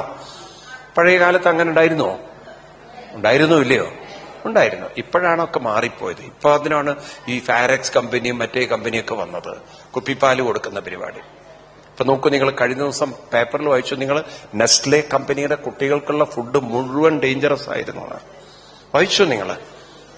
നെസ്ലെ കമ്പനിയുടെ ഫുഡ്, കുട്ടികൾക്കുള്ള ഈ ബേബി ഫുഡ്, അയ്യോ, അത് ക്യാൻസറിന് നമ്പർ 1 സാധനമായിരുന്നു. എത്ര കുട്ടികളായിരിക്കും അത് കഴിച്ചിട്ടുണ്ടാവുക? കുഞ്ഞു കുഞ്ഞു കുട്ടികളെ അമ്മമാര് കലക്കി കൊടുത്തത്. കാരണം പഴയ പോലുള്ള ഒരു പ്രകൃതിയിലേക്കുള്ള ഒരു തിരിച്ചറിവ് നമ്മുടെ തലമുറകൾക്ക് എല്ലാം റെഡിമെയ്ഡാണ്. റെഡിമെയ്ഡിലൂടെ പോവുക. ഈ റെഡിമെയ്ഡ് എല്ലാം ഷോർട്ട് കട്ടുകളാണ്, അല്ലേ? പണ്ട് കുറുക്കുകളൊക്കെ വീട്ടിൽ തന്നെ കുറുക്കൻ ചെയ്യും. നിങ്ങള് വീട്ടിൽ തന്നെ കായൊക്കെ വാങ്ങിച്ചു പൊടിച്ചുണ്ടാക്കുവോ? ആണോ അല്ലയോ? ഇന്നിപ്പോ എന്ത് കുറുക്കുണ്ടാക്കുന്നത്? കുറുക്കു വഴി അറിയുള്ളൂ, കുറുക്കുണ്ടാക്കാറിയില്ല. അതുകൊണ്ട് ഇങ്ങനത്തെ ഈ നെസ്ലെ കമ്പനി അല്ലെങ്കിൽ ആ കമ്പനി ഈ കമ്പനിയൊക്കെ തരുന്നതൊക്കെ വാങ്ങി കുറെ കഴിഞ്ഞാലാണ് അറിയുക ഇതൊന്നും നന്നായിരുന്നില്ല. ഇപ്പൊ അടുത്ത കാലത്ത് തന്നെ നിങ്ങൾ വായിച്ചില്ലേ, ഈ മാഗി നൂഡിൽസിലുള്ള ലെഡിന്റെ അംശം വളരെ കൂടുതലാണ്. കിഡ്നി അടിച്ചു പോകും ആ കുട്ടിയുടെ, ഇത് വല്ലാതെ കഴിച്ചു പോയാൽ. അതുകൊണ്ട് നോക്കൂ, ഉള്ള ഡയാലിസിസ് സെന്ററുകളൊക്കെ തുടങ്ങി എത്ര ഡയാലിസിസ് സെന്ററുകളാണ് ഓരോ വർഷവും. മനസ്സിലായില്ലേ? ഇതിനൊരു എൻഡില്ല, അവസാനമില്ല. ഞങ്ങൾ എല്ലാ വർഷവും ക്യാൻസർ ബാധിച്ച കുട്ടികളെ ഹെൽപ്പ് ചെയ്യും ഫിനാൻഷ്യലി. എറണാകുളം സപ്താഹത്തില് അത് ഈ ഡോക്ടർ ഗംഗാധരൻ, നിങ്ങൾക്കറിയാം, ഫേമസ് ആണ് ഓങ്കോളജിസ്റ്റ്, കേരളത്തിൽ അറിയാലോ, ഡോക്ടർ ഗംഗാധരൻ. അപ്പൊ അദ്ദേഹത്തിന്റെ പേഷ്യന്റ് ആയിരിക്കും. ഓരോ വർഷം കൂടുന്തോറും 100-200 കുട്ടികളാണ് കൂടുന്നത്. കുറയല്ല ചെയ്യുന്നത്, ഇത് കൂടിക്കൂടി വരികയാണ്. അതെന്താണ് കാരണം? 99.9% ഫുഡാണ്. എന്താണ് കാരണം? കുട്ടികൾക്ക് ചെറുപ്പത്തിൽ തന്നെ ഈ ഫുഡ് കൊടുത്തും പിന്നെ അമ്മമാരുടെ സ്ട്രെസ്സും, മനസ്സിലായില്ലേ? ഇതെല്ലാം ആരെ ബാധിക്കുന്നുണ്ട്? ഈ പാവം പെമ്പിള്ളേരൊക്കെ ഗർഭിണികളായ ഉള്ള മരുന്ന് മുഴുവൻ വാങ്ങിച്ചു കഴിക്കുകയാണ്. നാച്ചുറലി ഉള്ള ഒരു പ്രതിരോധ ശേഷി. ഇപ്പൊ നിങ്ങളൊക്കെ ഇവിടെ ഇരിക്കണ്ടല്ലോ, നിങ്ങളുടെ അമ്മമാര് നിങ്ങളെ പ്രസവിക്കുന്ന സമയത്ത് എന്ത് മരുന്ന് കഴിച്ചിട്ടാ? അവർക്കുണ്ടായിരിക്കും വല്ല ആയുർവേദ മരുന്നൊക്കെ അവർ കഴിച്ചിട്ടുണ്ടാവും. ഉണ്ടാവില്ലേ? ഉണ്ടായിരിക്കില്ലേ? 8ഉം 9ഉം മക്കളെയൊക്കെ അവർ പ്രസവിച്ചു. ഒരു യൂട്രസിന് ഒരു കുഴവുണ്ടായിരുന്നില്ല അവർക്ക്. ഉണ്ടായിരുന്നോ? ഇന്നിപ്പോ 2 പ്രസവം കഴിയുമ്പോഴേക്ക് യൂട്രസ് എടുത്ത് മാറ്റിയില്ലെങ്കിൽ പ്രശ്നമാണ്. ബ്ലീഡിങ്, അത് ഇത്, ഫൈബ്രോയിഡ്. കേട്ടിട്ടില്ലേ ഈ വാക്കുകളൊക്കെ നമ്മള്? എന്തൊക്കെ അപകടങ്ങളാണ് കുട്ടികൾക്കെന്ന്. അപ്പൊ ഇതൊക്കെ എന്തുകൊണ്ട് വന്നു? ലൈഫ് സ്റ്റൈല് മാറിപ്പോയി. ഹെൽത്ത് എന്ന് പറയുന്നത് മുഴുവൻ ഇന്ന് നമ്മള് വളരെയധികം പൂജ്യത്തിലാണ്. പ്രതിരോധമില്ലാത്ത ഹെൽത്ത്. ഷോ മാത്രമേ ഉള്ളൂ. ഈ ചില വീടുകളൊക്കെ നല്ല പെയിന്റ് ചെയ്ത വീടുകളൊക്കെ പോലെയാണ് ഇപ്പോഴത്തെ ഹെൽത്ത്. ഉള്ളിൽ പോയി കഴിഞ്ഞാൽ ബാത്റൂം ലീക്ക് അടിക്കുണ്ടാവും, അതുണ്ടാവും, ഇതുണ്ടാവും, ഇല്ലേ? പുറമേക്ക് ചിലപ്പോൾ നോക്കുമ്പോൾ നല്ല ഫ്ലാറ്റ് ആയിരിക്കും. കുറച്ചു ദിവസം താമസിക്കുമ്പോഴേ അറിയുള്ളൂ ഓരോന്ന് ഇളകുന്നത്, ഫാൻ താഴേക്ക് വരുന്നു. മനസ്സിലായില്ലേ? ഓരോ സംഭവങ്ങളൊക്കെ ഇല്ലേ? അങ്ങനെ ഉണ്ടാവാറില്ല? പല അനുഭവങ്ങൾ. നിങ്ങൾ വാങ്ങിച്ച ഫ്ലാറ്റിന്റെ ബാത്റൂം കുത്തിപ്പൊളിച്ചിട്ടില്ല? ഉണ്ടോ? ഇല്ല. കാരണം അതിന്റെ അലൈൻമെന്റ് ഒന്നും പ്രോപ്പർ ആവില്ല. വെള്ളം അവിടെ കെട്ടിയെന്ന് ഇവിടെ കെട്ടിയെന്ന് ആണോ എന്തെല്ലാം. അപ്പൊ എന്ന് പറഞ്ഞ പോലെ ലൈഫും അങ്ങനെ ആവരുത്. നിൽക്കട്ടെ. അപ്പൊ ഈ കംസന്റെ ആളുകളാണ് ഇവരൊക്കെ. അതിലാദ്യം പൂതന വന്നു. പൂതന അവിടെ കയറി വന്നപ്പോ 2 പേരെ തൊട്ടിൽ കടത്തിയിരിക്കുകയാണ്, യശോദാദേവിയും രോഹിണി ദേവി. അപ്പൊ ഇവള് കയറി വന്നപ്പോ നല്ല മേക്കപ്പ് ഒക്കെ ചെയ്തിട്ടാ വന്നത്. അതുകൊണ്ട് ആരും അന്നുകൊണ്ട് എന്താ ലിപ്സ്റ്റിക്കും പല സ്റ്റിക്കുകളും അന്നൊക്കെ ഉണ്ട്. അതൊക്കെ തേച്ചിട്ടൊക്കെ അവള് വരുന്നത്.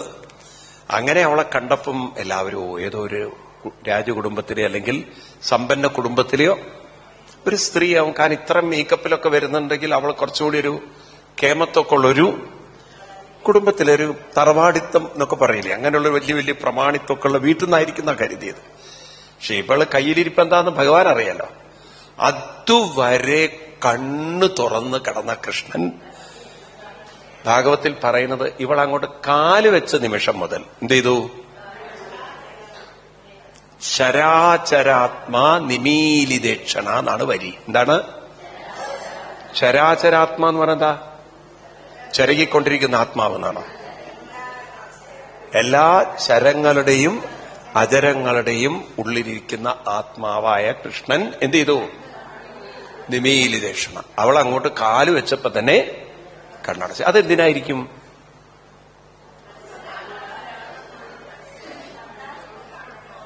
അതെന്തിനായിരിക്കും? വെറുതെ ഇരുന്ന് നിങ്ങൾ ആലോചിച്ചു എന്തിനായിരിക്കും?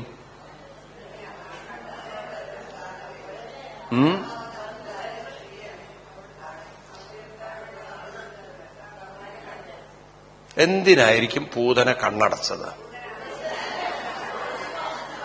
ഓക്കെ, പൂതനയല്ല കണ്ണടച്ചത്, കൃഷ്ണനാ കണ്ണടച്ചത്. അറ്റ്ലീസ്റ്റ് ആ ബോധമുണ്ടല്ലോ. അവളെ കണ്ടപ്പോ കൃഷ്ണൻ കണ്ണടച്ചു. കണ്ണടിച്ചതല്ല, കണ്ണടച്ചു. എന്തിനാ കണ്ണടച്ചത്? ആ ക്വസ്റ്റ്യൻ അവിടെ എഴുതി വെക്കുക നിങ്ങൾ. എന്തിനാണ് കൃഷ്ണൻ പൂതന വന്നപ്പോൾ കണ്ണ് അടച്ചത്? നിൽക്കട്ടെ. പിന്നെ അവള് വന്നു, മടിയിലിരുത്തി പാല് കൊടുക്കുന്നു. ഒരു തുള്ളി പാൽ അവക്കില്ല. പക്ഷേ കൃഷ്ണൻ എന്ത് ചെയ്തു? അവളെ ഒരമ്മ എങ്ങനെയാണോ ഒരു കുഞ്ഞ് പാല് കുടിക്കുന്നത് ആ ഭാവത്തിൽ പാല് കുടിച്ച് അവളുടെ പ്രാണനെ, പാലില്ല പക്ഷെ പ്രാണനെ വലിച്ചെടുത്ത്. അവൾക്കിങ്ങനെ തൊണ്ട വരണ്ട് ശ്വാസം മുട്ടി പ്രാണൻ നിൽക്കുന്ന അങ്ങനെ മുട്ടി നിൽക്കുകയാണ്. അവള് മുഞ്ച മുഞ്ച മുഞ്ച എന്നെ വിടൂ വിടൂ എന്നൊക്കെ പറഞ്ഞ് അലറുന്നുണ്ട്. പക്ഷെ ആരും അതൊന്നും കേട്ടില്ല. അപ്പോഴേക്കും അവളുടെ പ്രാണനെ വലിച്ചെടുത്ത് ശ്വാസമൊക്കെ പോയി വലിയൊരു രൂപമായിട്ട് അവളവിടെ വീഴുന്നു. അപ്പോഴേക്കും ഈ ശബ്ദം കേട്ടിട്ട് യശോദാദേവിക്ക് വന്ന് നോക്കുമ്പോ പിന്നെ അപ്പുറത്ത് ബലരാമന് ഉറക്ക കരയുണ്ട്. ഓടി വന്ന് നോക്കുമ്പോ എന്താ വലിയൊരു പർവ്വതം പോലെ ഒരു പെണ്ണ്, അതിന്റെ മുകളിലൊരു കുന്ന്. അവളുടെ ശരീരത്തിൽ കോണി ഏണിയൊക്കെ വെച്ച് കയറി ആ കുട്ടിയെ പുറത്തെടുത്ത് ആദ്യം തൊഴുത്തിക്കൊണ്ടുപോയി കുട്ടിക്ക് കുറെ ഗോമൂത്രമൊക്കെ കൊടുത്ത് വായിലുള്ള വിഷമൊക്കെ വലിച്ചെടുത്ത്, എന്തൊക്കെയോ വായിലുണ്ട്, അതൊക്കെ വലിച്ചെടുത്ത് പുറത്ത് കളഞ്ഞ് പിന്നെ പശുവിന്റെ കുളമ്പടിയിലുള്ള ആ ചാണകവും മണ്ണൊക്കെ തേച്ച് കുട്ടിയെ നല്ലവണ്ണം കുളിപ്പിച്ച് ആ എന്തെങ്കിലും അണുക്കളുണ്ടെങ്കിൽ പോകാൻ വേണ്ടി. ഈ അണുക്കളെ കളയാൻ ഏറ്റവും ശക്തിയുള്ളൊരു സാധനമാണ് ചാണകം എന്നുള്ളത്. എത്ര പവർഫുൾ ആണ് നോക്കൂ. ശരിക്കും അതിനെക്കുറിച്ചുള്ള ഒരു പഠനം നല്ലവണ്ണം ചെയ്യേണ്ടതുണ്ട്.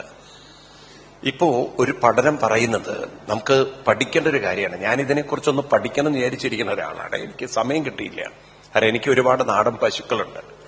അപ്പൊ ഈ നാടൻ പശുവിന്റെ ചാണകം കത്തിച്ച് പണ്ടൊക്കെ നമ്മുടെ വീടുകളിൽ ശിവരാത്രി സമയത്ത് അമ്മമാര് പാവം ഇങ്ങനെ ഉരുട്ടി ഉരുട്ടി ഉരുട്ടി ഉരുട്ടി വെക്കും. എന്നിട്ട് അത് ഭൂമിയൊക്കെ ചേർത്ത് കത്തിച്ച് അങ്ങനെ അതിനെന്ത് ചെയ്യും, ഭസ്മാക്കി. ആ പാവം അതൊക്കെ പണ്ടൊക്കെ ഭസ്മക്കൂടുണ്ടാവും, മരത്തിന്റെ കൊട്ടയുണ്ടാവും, ഭസ്മക്കൊട്ട. ആ ഭസ്മക്കൊട്ടയിലിട്ട് അങ്ങനെ അവിടെ തൂക്കിയിടും. അപ്പൊ പണ്ടുള്ളവരൊക്കെ കൈയും കാലൊക്കെ കഴുകിക്കഴിഞ്ഞാൽ ഭസ്മം തൊടും. ഒരു നുള്ളു ഭസ്മം വായിലിടും അവര്, അല്ലേ? ഇപ്പം അപ്പോ ശ്രദ്ധിക്കുക നിങ്ങൾ, ഈ വെള്ളം അതിൽ pH എത്ര ഉണ്ടോ അതിനനുസരിച്ചായിരിക്കും രോഗത്തിന്റെ തീവ്രത. ഇപ്പൊ നമ്മൾ കുടിക്കുന്ന വെള്ളം എന്ന് പറഞ്ഞാൽ ഇപ്പൊ ഇവിടെയൊക്കെ നിങ്ങൾ കോർപ്പറേഷനാണ്, അത് മുഴുവൻ സർക്കാർ തരുന്ന വെള്ളമാണ്. ഇപ്പൊ സർക്കാർ വെള്ളം തരുന്ന വെള്ളം എന്ന് പറഞ്ഞാൽ ക്ലീൻ ചെയ്ത വെള്ളമാണ്. അപ്പൊ അത് ക്ലീൻ ചെയ്യാൻ ക്ലോറിനൈസേഷൻ വേണം. എന്ത് വേണം? അപ്പൊ അതിൽ കുറെ കെമിക്കൽ വളരെ കൂടുതലാണ്. ഈ ക്ലോറിൻ എന്നൊക്കെ പറഞ്ഞാൽ കെമിക്കലാണ്. ആസിഡ് ഉണ്ടാവും അതിനൊക്കെ. എന്തുണ്ടാവും? ആസിഡ് ഉള്ള വെള്ളം കുടിച്ചു കുടിച്ച് അസിഡിറ്റിയിലേക്ക് പോകും. ഏതിലേക്ക് പോകും? ഈ അസിഡിറ്റി കൂടുന്തോറും നമുക്ക് ഉള്ളിൽ ഗ്യാസ് മാത്രമല്ല, ലങ്സിനകത്തേക്ക് കഫം ഫോം ചെയ്യും. ഏത് ഫോം ചെയ്യും? കുറെ കഴിഞ്ഞാൽ അത് ശ്വാസ തടസ്സങ്ങൾ ഉണ്ടാക്കും, പലതും ഉണ്ടാക്കും. ഇന്ന് കുട്ടികൾക്ക് ഏറ്റവും കൂടുതലുള്ള രോഗമാണ് അലർജി എന്ന് പറയുന്നത്. കൊച്ചു കുട്ടികൾക്ക് വളരെ എല്ലാം അലർജിക്കാണ്. ഒരു കോൾഡ് അടുത്ത്. ഇപ്പൊ നിങ്ങൾ നോക്കൂ, ദുബായ് ഇപ്പൊ 2-3 ദിവസമായിട്ട് വലിയ പ്രശ്നമാണ്. ദുബായ് വായിക്കുന്നുണ്ട് നിങ്ങൾ പത്രമൊക്കെ. വലിയ പ്രശ്നം എന്ന് വെച്ചാൽ അവിടെ എല്ലാവർക്കും ഫ്ലൂ പെട്ടിരിക്കുകയാണ്.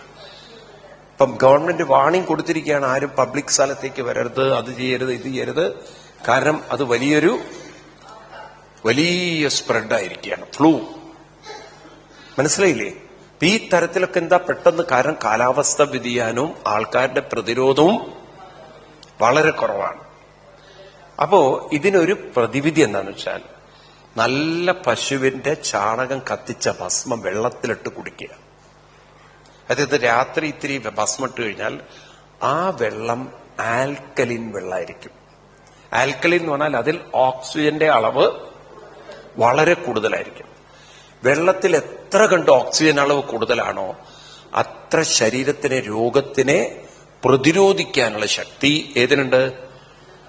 ഈ വെള്ളത്തിലൂടെ നമ്മുടെ ശരീരത്തിൽ ബ്ലഡിനുണ്ടാവും. അപ്പൊ ബ്ലഡ് പ്യൂരിഫൈഡ് ആവും.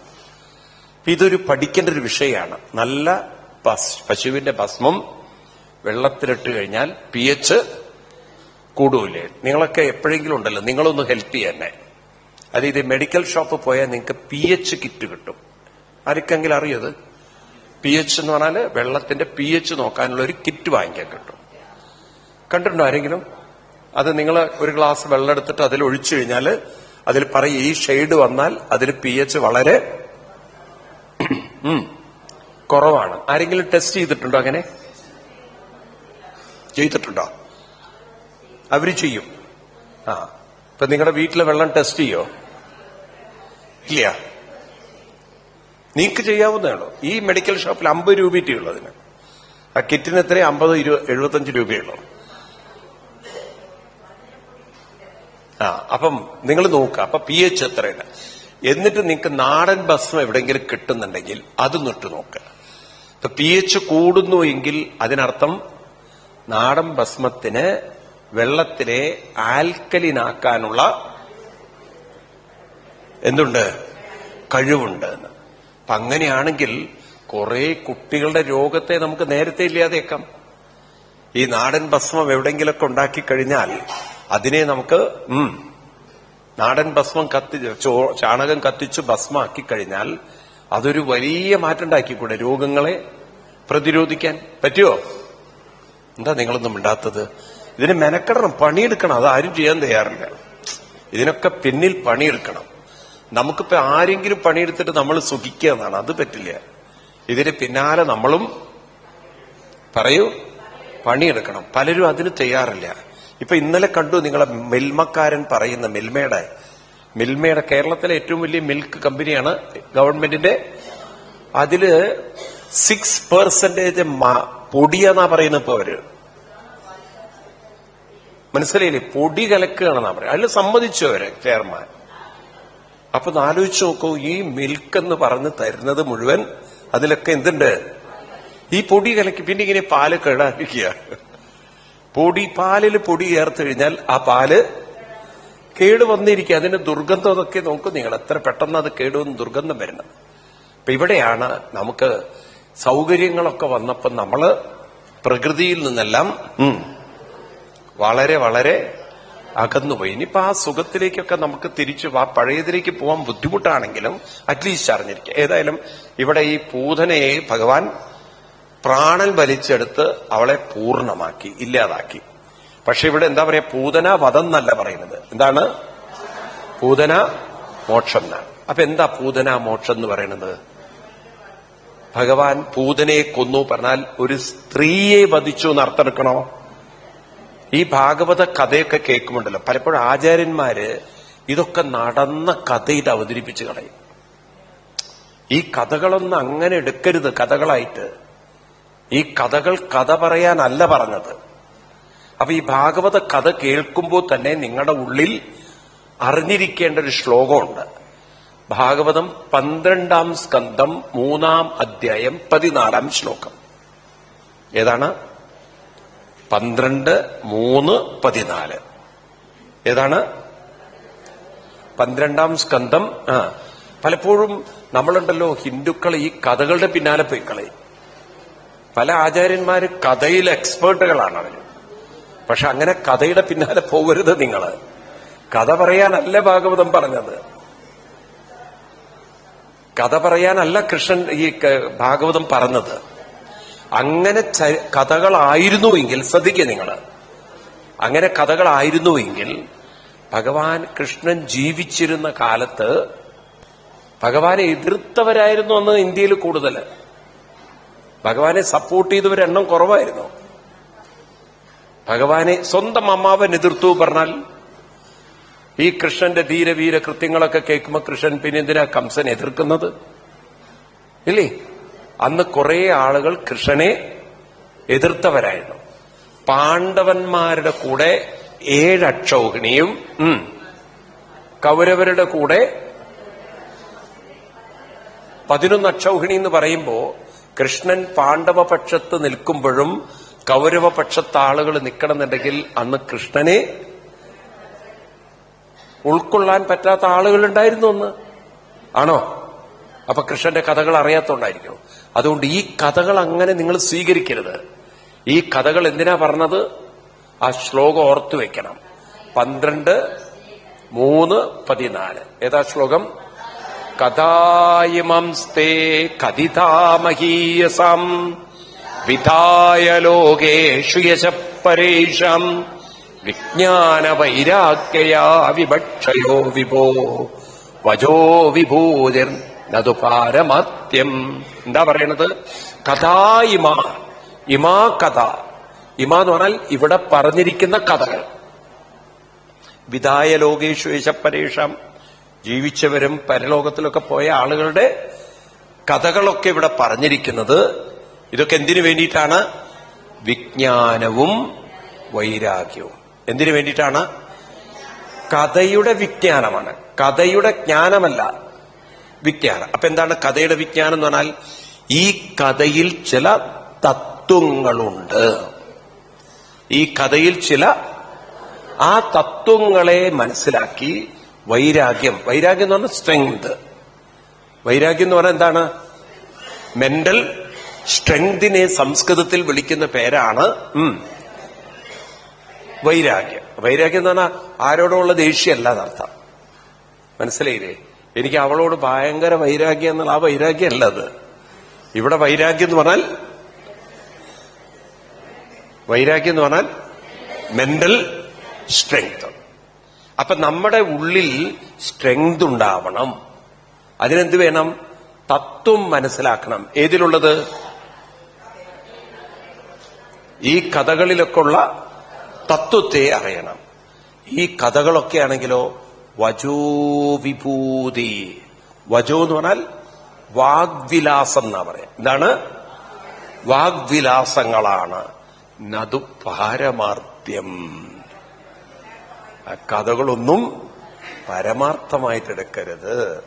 അപ്പൊ കഥ പറയാനല്ല കഥ പറഞ്ഞത്. കഥയിലൂടെ ആ കഥയുടെ ഉള്ളിലുള്ള തത്വത്തെ ഗ്രഹിച്ച് നിങ്ങളുടെ ജീവിതം മെന്റലി സ്ട്രോങ് ആക്കി മാറ്റണം. അതിനു വേണ്ടിയാണ് ഏത് പറഞ്ഞത്? അപ്പൊ കഥ കേട്ടു പോയാൽ എന്തുണ്ടാവില്ല? കേട്ടതില്ല. വെറും കഥ കേട്ടുപോയാൽ എന്താവും? കഥ കഴിയുന്നു. വെറും കഥ കേട്ടുപോയാൽ എന്തുണ്ടാവില്ല? മെന്റൽ സ്ട്രെങ്ത് ഉണ്ടാവില്ല, വൈരാഗ്യം ഉണ്ടാവില്ല. നിങ്ങൾക്ക് മെന്റൽ സ്ട്രെങ്ത് വേണോ? അപ്പൊ എന്ത് വേണം? ഈ കഥകൾക്കുള്ളിലുള്ള തത്വം പഠിക്കണം. ഇത് ചതുശ്ലോകി ഭാഗവത്തിലും പറയുന്നുണ്ട് ഇല്ലേ?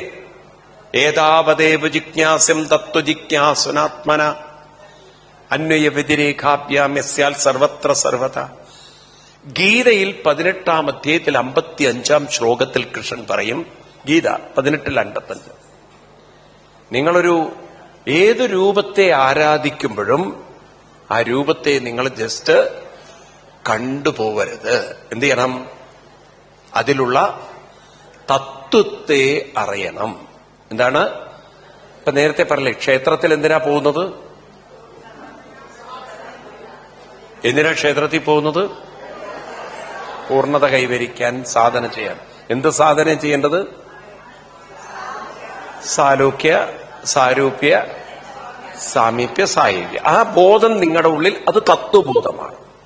അതിനെ വിളിക്കുന്ന പേരെന്താണ്? ഇപ്പൊ തത്വബോധമാണ്. ഈ തത്വബോധം ഇല്ലാതെ നിങ്ങൾ എന്തു ചെയ്തിട്ടും കാര്യമില്ല. നിങ്ങൾ ആ ശ്ലോകം നോക്കൂ. ഭക്തിയാമാം അഭിജാനാതി യാവാന്യശാനി തത്വത തതോ മാം തത്വതോ ജ്ഞാത്വ എന്നാണ് ആ വാക്ക്. നോക്കൂ നിങ്ങൾ.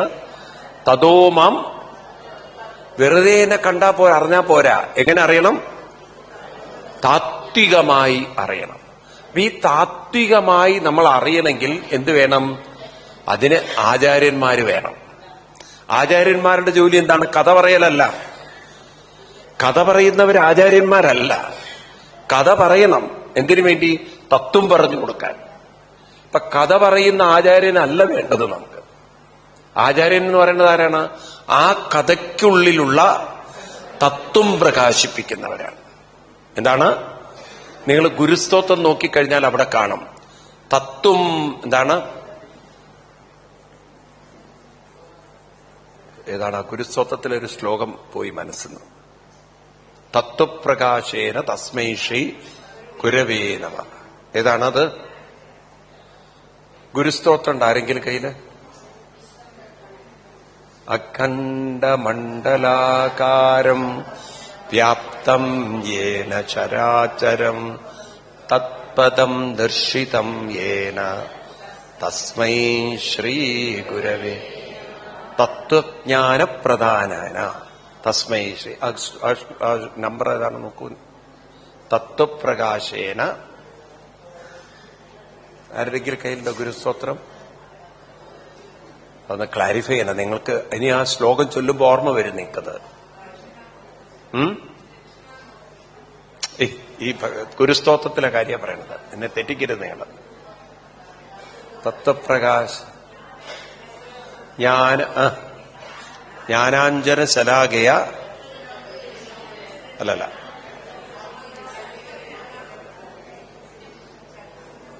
ആരുടെങ്കിലുണ്ടോ? കയ്യിലുണ്ടോ? ന ഗുരോരധികം തത്വം. അതല്ല. ന ഗുരോരധികം തപ. തത്വജ്ഞാനപ്രധാനേന. ശരിയാണ്, എക്സാക്ട്ലി. അതാണ് ആ ശ്ലോകം. എന്താണ്? ന ഗുരോരധികം തത്വം ന ഗുരോരധികം തപ തത്വജ്ഞാനപ്രകാശേന തസ്മൈ ശ്രീ ഗുരവേ നമഃ. അതാണ് തത്വജ്ഞാനപ്രകാശം. എന്താണ്? ആരാ ഗുരു? തത്വം. കഥാപ്രകാശം നല്ല പറഞ്ഞത്, കഥ പറഞ്ഞിരുന്ന ആള് നല്ല പറഞ്ഞത്. ആരാണ്? തത്വജ്ഞാന പ്രകാശേന തസ്മൈ ശ്രീ. അതൊക്കെ എവിടെയോ നമുക്ക് നഷ്ടപ്പെടണം. മനസ്സിലായില്ലേ? ആളുകൾ ഈ കഥ കേട്ട് പോവാണ്. അപ്പൊ ഈ പൂതന എന്ന് പറഞ്ഞാൽ തത്വം എന്താണ്? പൂതം എന്ന് പറഞ്ഞാൽ പവിത്രം, പരിശുദ്ധം.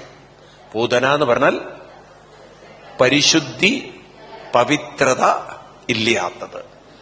എന്താണ് പരിശുദ്ധം, എന്താണ് പരിശുദ്ധി ഇല്ലാത്തത്? എപ്പോൾ ഒരാളുടെ മനസ്സ് സാധനാനിഷ്ഠമാണോ അപ്പത് പരിശുദ്ധമായി. ഏതാണ്? സാധന അനുഷ്ഠിക്കുന്ന മനസ്സ് എന്തായി? പവിത്രമായി, പരിശുദ്ധമായി. അപ്പൊ ഏത് മനസ്സിനാണ് പരിശുദ്ധി ഇല്ലാത്തത്? സാധന ഇല്ലാത്ത മനസ്സ്. അപ്പൊ സാധന ചെയ്തിട്ടില്ലെങ്കിൽ എന്റെ മനസ്സ് അപവിത്രമാണ്. മനസ്സിലാവുണ്ടല്ലോ? അതിന് പവിത്രത ഒരിക്കലും ശുദ്ധത ഉണ്ടാവില്ല. അപ്പൊ ഭഗവാൻ എന്ത് ചെയ്തു? ഈ ഒരു പൂതനയെ തന്നിലേക്ക് ചേർത്തു. അപ്പൊ പൂതന എന്ത് ചെയ്തു? ആദ്യം ആരെടുത്തു? കൃഷ്ണനെ എടുത്തു. അപ്പൊ കൃഷ്ണൻ കണ്ണടച്ചു. എന്താ കണ്ണടയ്ക്കാൻ കാരണം? കൃഷ്ണന് മനസ്സിലായി ഇവളിൽ എന്തില്ല? പവിത്രതയില്ല. പക്ഷെ പവിത്രതയില്ല എന്ന് അറിയുന്ന കൃഷ്ണൻ തന്നെ എടുക്കാൻ അനുവദിച്ചു. കൃഷ്ണന് വേണമെങ്കിൽ കരയാമായിരുന്നു, പക്ഷെ കൃഷ്ണൻ കരഞ്ഞില്ല. അവളെ കൊണ്ട് തന്നെ എടുക്കാൻ അനുവദിച്ചു. അപ്പൊ അതിനർത്ഥം കൃഷ്ണൻ തീരുമാനിച്ചു, ഇവൾക്ക് പവിത്രതയില്ലെങ്കിലും ഇവളെ ഞാൻ പവിത്രമാക്കും. അപ്പൊ ഇപ്പൊ നമ്മുടെയൊക്കെ അവസ്ഥ അതാണ്. എന്ത്? നമ്മുടെ ഉള്ളിൽ പവിത്രത ഉണ്ടാവില്ല, പക്ഷെ ആരെ എടുക്കണം? ഭഗവാനെ എടുക്കണം. അപ്പൊ അങ്ങനെ ഭഗവാനെ എടുത്ത് മാറോട് ചേർക്ക് എന്ന് പറഞ്ഞാൽ തന്നിലേക്ക് ചേർക്കുമ്പോൾ എന്ന് വെച്ചാൽ എന്താണ് അർത്ഥം? നമ്മളെ ആ ഭഗവാൻ സാധനയിൽ ചേർക്കുമ്പോൾ എന്ന് പറഞ്ഞാൽ ആ ഭഗവാനിൽ എന്ന് പറഞ്ഞാൽ സാധനയിൽ ചേർക്കുമ്പോൾ എന്ന് പറഞ്ഞാൽ അതിനർത്ഥം അതിലേക്ക് ലയിക്കുമ്പോൾ, സമർപ്പിക്കുമ്പോൾ ഭഗവാൻ എന്ത് ചെയ്യുന്നു? ആ മനസ്സിനെ എല്ലാ അപവിത്രതയിൽ നിന്നും തന്നിലേക്ക് സ്വീകരിക്കുന്നു. അപ്പോ ഭഗവാനെ സ്വീകരിക്കുന്ന മനസ്സിനെ ഭഗവാൻ തന്നിലേക്ക് ചേർക്കും. ഇതാണ് പൂതന മോക്ഷം. പൂതമില്ലാത്ത മനസ്സിനെ ഭഗവാൻ പൂതാത്മാവാക്കി മാറ്റുന്നതാണ് പൂതനാമോക്ഷം. വിഷ്ണു സഹസ്രനാമത്തിൽ അങ്ങനെ ഒരു മന്ത്രമുണ്ട്. എന്ത്? വിശ്വം വിഷ്ണുവഷട്കാരോ ഭൂതഭവ്യ ഭവൽ പ്രഭോ ഭൂതഗദ്ഭൂതബദ്ഭാവോ ഭൂതാത്മാ ഭൂതഭാവന ഭൂതാത്മാ പരമാത്മാച്ച. അല്ലെ? ഭൂതാത്മാ. ഭഗവാൻ ആരാണ്? ഭൂത ആത്മാവാണ്. അപ്പൊ നമ്മളൊക്കെ ഇപ്പൊ ആരാണ്? ഭൂതാത്മാവാണോ പൂതനയാണോ?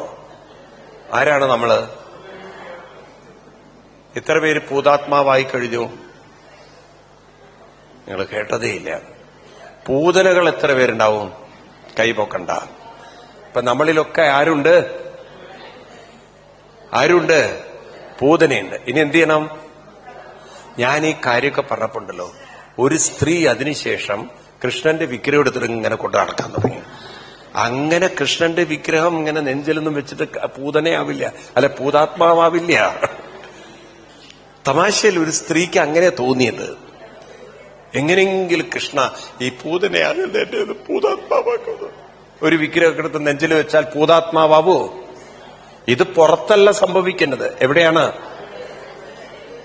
ഉള്ളിൽ സംഭവിക്കണം. അപ്പൊ എങ്ങനെയാണ് ഭഗവാനെ നാമം ജപിച്ച് ആ മനസ്സിനെ എന്ത് ചെയ്യണം?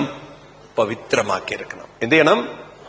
ഉള്ളിൽ പവിത്രത വേണ്ടത് പുറത്തല്ല, പവിത്രത വേണ്ടത് ഉള്ളിലാണ്.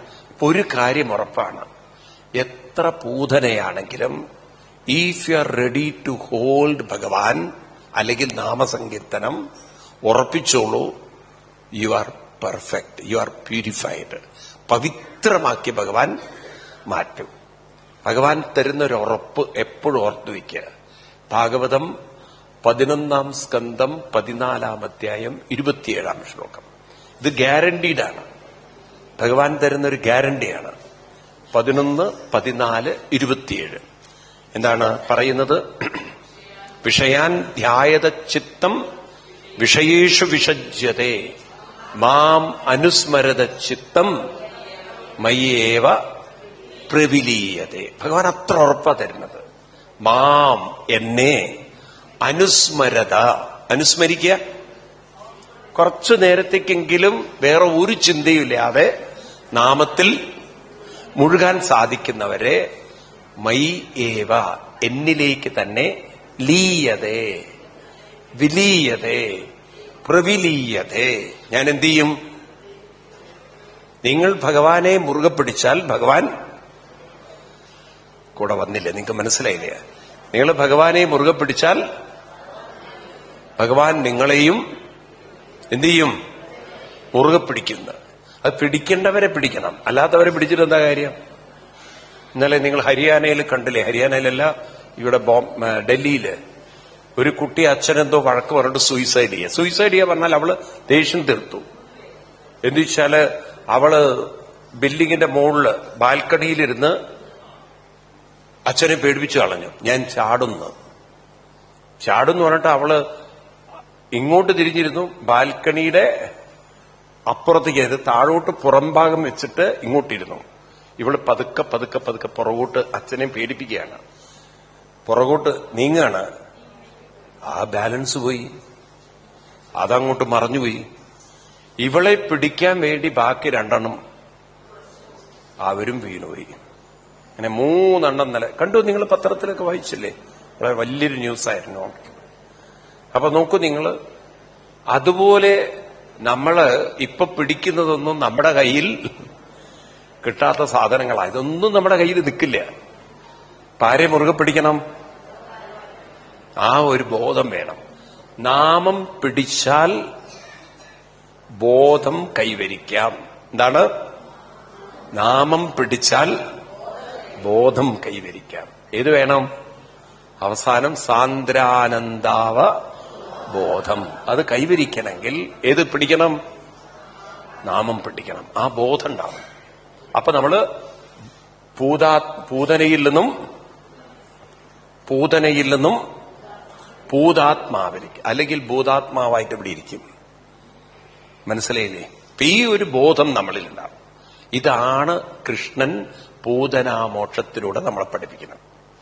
അപ്പൊ പൂതന അങ്ങോട്ട് കയറിയപ്പോൾ കൃഷ്ണൻ കണ്ണടച്ചതിന് കാരണം ഭഗവാൻ തന്നെ പറയുന്നത്, ഈ ഉള്ളിലുള്ള മാലിന്യങ്ങൾ ഉണ്ടെങ്കിൽ അത് പരിഹരിക്കാതെ ഒരിക്കലും നമുക്ക് ആത്മീയമായി മുന്നേറാൻ പറ്റില്ല. അപ്പൊ ഭഗവാൻ കണ്ണടയ്ക്കുന്നത് എന്തിനാണ്? ഭഗവാൻ കണ്ണടയ്ക്കല്ല, നമ്മളോട് പറയുകയാണ്. ഭഗവാൻ എന്തിനാ കണ്ണടയ്ക്കുന്നത്? നമ്മളെ ഓർമ്മിപ്പിക്കുകയാണ്. ഇപ്പോ നിങ്ങളുടെ ഉള്ളിൽ ചില മാലിന്യങ്ങൾ ഉണ്ട്. ദാറ്റ് ഡസൻ മീൻ നിങ്ങൾ മനസ്സ് ശരിയല്ലാത്തവരല്ല. നിങ്ങൾ എന്ത് ചെയ്യാം? ഈ മനസ്സിനെയൊക്കെ നിങ്ങൾക്ക് പരിശുദ്ധമാക്കാൻ, പവിത്രമാക്കാൻ സാധിക്കും. അതിനെന്ത് ചെയ്താൽ മതി? നിരന്തരമായൊരു സാധനാനുഷ്ഠാനം നിങ്ങൾ ചെയ്താൽ മതി. ആ ഗ്യാരണ്ടി തരികയാണ്. ഗീതയില് ഏതാ ശ്ലോകം? 9:30. അഭിചേസുദുരാചാര ഭജതേ മാമനന്യവാഗ് സാധുരേവ സമന്തവ്യ സമ്യക് വ്യവസ്ഥിതോഹി സഹ. ആരാണോ ഇനി എന്തൊക്കെ മനസ്സിൽ കുറെ ദുരാചാര ചിന്ത ഉണ്ടാവട്ടെ, എന്നാലും വിഷമിക്കേണ്ട. ദുഃഖങ്ങളോ വിഷമങ്ങളോ എന്തൊക്കെ ഉണ്ടാവട്ടെ, ഡോണ്ട് വറി. മനസ്സിലൊക്കെ എന്തെങ്കിലുമൊക്കെ കുറവുകളുണ്ടെങ്കിൽ ഡോണ്ട് വറി. ഭജതേ മാമനന്യഭാഗ്. ഇവിടെ നിന്ന് അങ്ങോട്ട് എന്ത് ചെയ്താൽ മതി? ഭജിക്കാൻ തുടങ്ങുക. ആ സിൻസിയറായിട്ട് ഭജിക്കാൻ തുടങ്ങുക. അപ്പൊ എന്തായി? ഭഗവാൻ പറയുന്നു, സാധുരേവ സമന്തവ്യ സമ്യക് വ്യവസ്ഥിതോഹി സ. ക്രമേണ ക്രമേണ മനസ്സിനൊരു പ്യൂരിറ്റി വരും. അപ്പൊ പൂതനാമോക്ഷം നമ്മളെ ഓർമ്മിപ്പിക്കുന്നത് ജീവിതത്തിൽ പല സെറ്റ് ബാക്കുകളും പലർക്കും ഉണ്ടാവും, പല കുറവുകളുണ്ടാവും, പല വിഷമങ്ങളുണ്ടാവും, പല പോരായ്മകളുണ്ടാവും, പല പ്രശ്നങ്ങളുണ്ടാവും. ഇതൊന്നും നമ്മൾ ചിന്തിച്ച് സമയം കളയണ്ട. കുറച്ചു സമയം ഇതൊക്കെ ഒന്ന് മാറ്റിവെക്കുക. നമുക്ക് ശ്രദ്ധ ഇതൊന്ന് മാറ്റാൻ പറ്റുമോ? മാറ്റാൻ പറ്റുമോ? പറ്റില്ല. എന്നാ പിന്നെ മെനക്കെടണ്ട. പറ്റുമോ? പറ്റും. അതേത് വിഷമമുള്ള ഒരാൾക്കും അയാളുടെ ശ്രദ്ധയെ മാറ്റാനുള്ള കഴിവില്ലേ? ഉണ്ടോ ഇല്ലയോ? ഉണ്ട്. ഞാൻ ആ ഗുരുവായൂർ അമ്പലത്തിലെ നമ്മുടെ കേരളത്തില് ഒരു മകൻ അയാളുടെ അമ്മയ്ക്ക് വയ്യ, ഭയങ്കര കാലൊന്നും നടക്കാൻ വയ്യാത്ത തീരെ അവശതയാണ്. അമ്മയ്ക്ക് നാലൊരു മോഹം, ഗുരുവായൂരപ്പനെ ഒന്ന് തൊടണം. വീൽ ചെയറിലൊക്കെ കാറ് അവിടെ നിർത്തി വീൽ ചെയറിലൊക്കെ കൊണ്ടുവന്നു. അവിടെ നിന്ന് കാറിൽ എപ്പോഴും വീൽ ചെയർ ഉണ്ടാവും ഇയാൾക്ക്. അത് നല്ല ലേറ്റസ്റ്റ് വീൽ ചെയറൊക്കെയാണ്, ഇലക്ട്രോണിക് വീൽ ചെയറൊക്കെ. വെറുതെ അങ്ങനെ പിടിച്ചു കൊടുത്താൽ മതി, പോയിക്കോളും. അമ്മയെ കൊണ്ടുവന്ന് ആ ഒരു കൊടിമരത്തിന്റെ അവിടെ നിർത്തി. ഈ കൊണ്ടുവന്ന സമയം വൈകുന്നേരം ശീവേലി സമയമാണ്. അപ്പോഴേക്കും പുറത്തേക്ക് തിടമ്പെടുക്കുകയും തിടമ്പ് കൊണ്ടുവന്ന് ഇവിടെ കൊണ്ടുവയ്ക്കുമ്പോഴേക്കും ആനയെ കൊണ്ടുവന്നിരുന്നു, ശീവേലിക്കുള്ള ആന. അവൻ ആകെ അടഞ്ഞുപോയി, കൈവിട്ടു. ഭയങ്കരമായിട്ട് അങ്ങോട്ടും ഇങ്ങോട്ടും സമ്മതിക്കില്ലേ, ഭയങ്കര ബഹളുണ്ടാക്കി. അപ്പോഴേക്കും അവിടുന്ന് ദേവസ്വത്ത് ഭക്തജനങ്ങളുടെ പ്രത്യേക ശ്രദ്ധിക്ക് ആരും കൊടിമരത്തിന്റെ ആ ഭാഗത്ത് നിൽക്കരുത്, എല്ലാവരും അവിടുന്ന് മാറണം. കണ്ണൻ എന്ന ആനയ്ക്ക് ചെറിയൊരു കുറുമ്പ് വന്നിട്ടുണ്ട്, അവൻ ഒത്തിരി കുസൃതി കാണിക്കേണ്ടത്. പാപ്പാന് കൺട്രോൾ ചെയ്യാൻ പറ്റുന്നില്ല. ആരെ? ആനെ. അപ്പോഴേക്കും ആൾക്കാർ ആന കൺട്രോൾ പോയി എന്ന് കണ്ടപ്പോഴേക്കും പിന്നെ ഗുരുവായൂരപ്പനൊന്നുമില്ല, പിന്നെ അവനവന്റെ ജീവിതം. ഇതിന്റെ ഇടയിൽ ആളുകൾ അങ്ങോട്ടും ഇങ്ങോട്ടും ആളുകൾ ഓടി പാറി ആളുകളെയൊക്കെ മാറ്റുന്നതിന്റെ ഇടയിൽ ഈ മകൻ എവിടെയോ ശ്രദ്ധ വിട്ടുപോയി. കുറച്ചു കഴിഞ്ഞ് അവൻ നോക്കുമ്പോൾ ഈ വീൽ ചെയർ കടന്ന് തിരിയണം. ഇതിലാളില്ല. ഇവൻ അവിടെ തപ്പി ഇവിടെ തപ്പി. അമ്മയ്ക്കാണെങ്കിൽ നടക്കാനും വയ്യാത്ത ആളാണ്, ഒരടി നടക്കാത്തൊരമ്മയാണ്. കൈ പിടിച്ചൊക്കെ പൊക്കിക്കൊണ്ടുവരണം. എവിടെ പോയി എന്നൊക്കെ അന്വേഷിച്ച് നോക്കുമ്പോൾ അനൗൺസ്മെന്റ് ഒക്കെ ചെയ്തു, കാണുന്നില്ല. പിന്നെ അവൻ വളരെ വിഷമത്തിൽ പുറത്തു വന്നപ്പം മേൽപ്പത്തൂർ ഓഡിറ്റോറിയത്തിൽ വന്നിരിക്കുക. ഇവൻ ചോദിച്ചത് എങ്ങനെയാ അമ്മ വന്നതെന്ന്. അപ്പൊ അമ്മ പറയും, എനിക്കൊന്നും അറിയില്ല, ഗുരുവായൂരപ്പൻ കൊണ്ടിരുത്തിയതാ. നുണയാണേ, ഓടിയതാ ജീവനും കൊണ്ട്. ആന ഇടഞ്ഞു എന്ന് കേട്ടപ്പോ തന്നെ അമ്മയ്ക്ക് മനസ്സിലായി, തൂക്കി ആന എറിയും. ആന കൈവിട്ടു പോയിരിക്കുകയാണ് കാര്യങ്ങള്. അപ്പൊ ആലോചിച്ച് നോക്കൂ നിങ്ങള്, വേണമെന്ന് വെച്ചാൽ ചക്കയുടെ കാര്യം അവിടെ നിൽക്കട്ടെ, വേണമെന്ന് വെച്ചാൽ നന്നാവാം, വേണമെന്ന് വെക്കണം. അപ്പൊ കുറച്ചു നേരത്തേക്കെങ്കിലും എന്താണ്, ലൗകിക ചിന്തകളൊക്കെ വിട്ട് ഏതിൽ മുഴുകണം? അല്പം സ്വൽപ്പമപ്യസ്യത്രായതേ മഹദോഭയാൽ, even for a while that makes all the difference. അപ്പൊ ജീവിതത്തിൽ വലിയൊരു മാറ്റം ഉണ്ടാക്കും. ഏത്? ഈ കുറച്ചു സമയം, സ്വൽപ്പമഭി, കുറച്ചു നേരമെങ്കിലും ഈ ജപിച്ച് അതിൽ മുഴുകുന്നത് ജീവിതത്തിന് വലിയ മാറ്റങ്ങൾ ഉണ്ടാക്കും. വേണോ? അതുകൊണ്ട് ഡെയിലി കുറച്ച് ടോണിക് പോലെ, മെഡിസിൻ പോലെ ഏതെടുക്കണം? നാമൌഷധം. എന്താണ് നാമൌഷധം?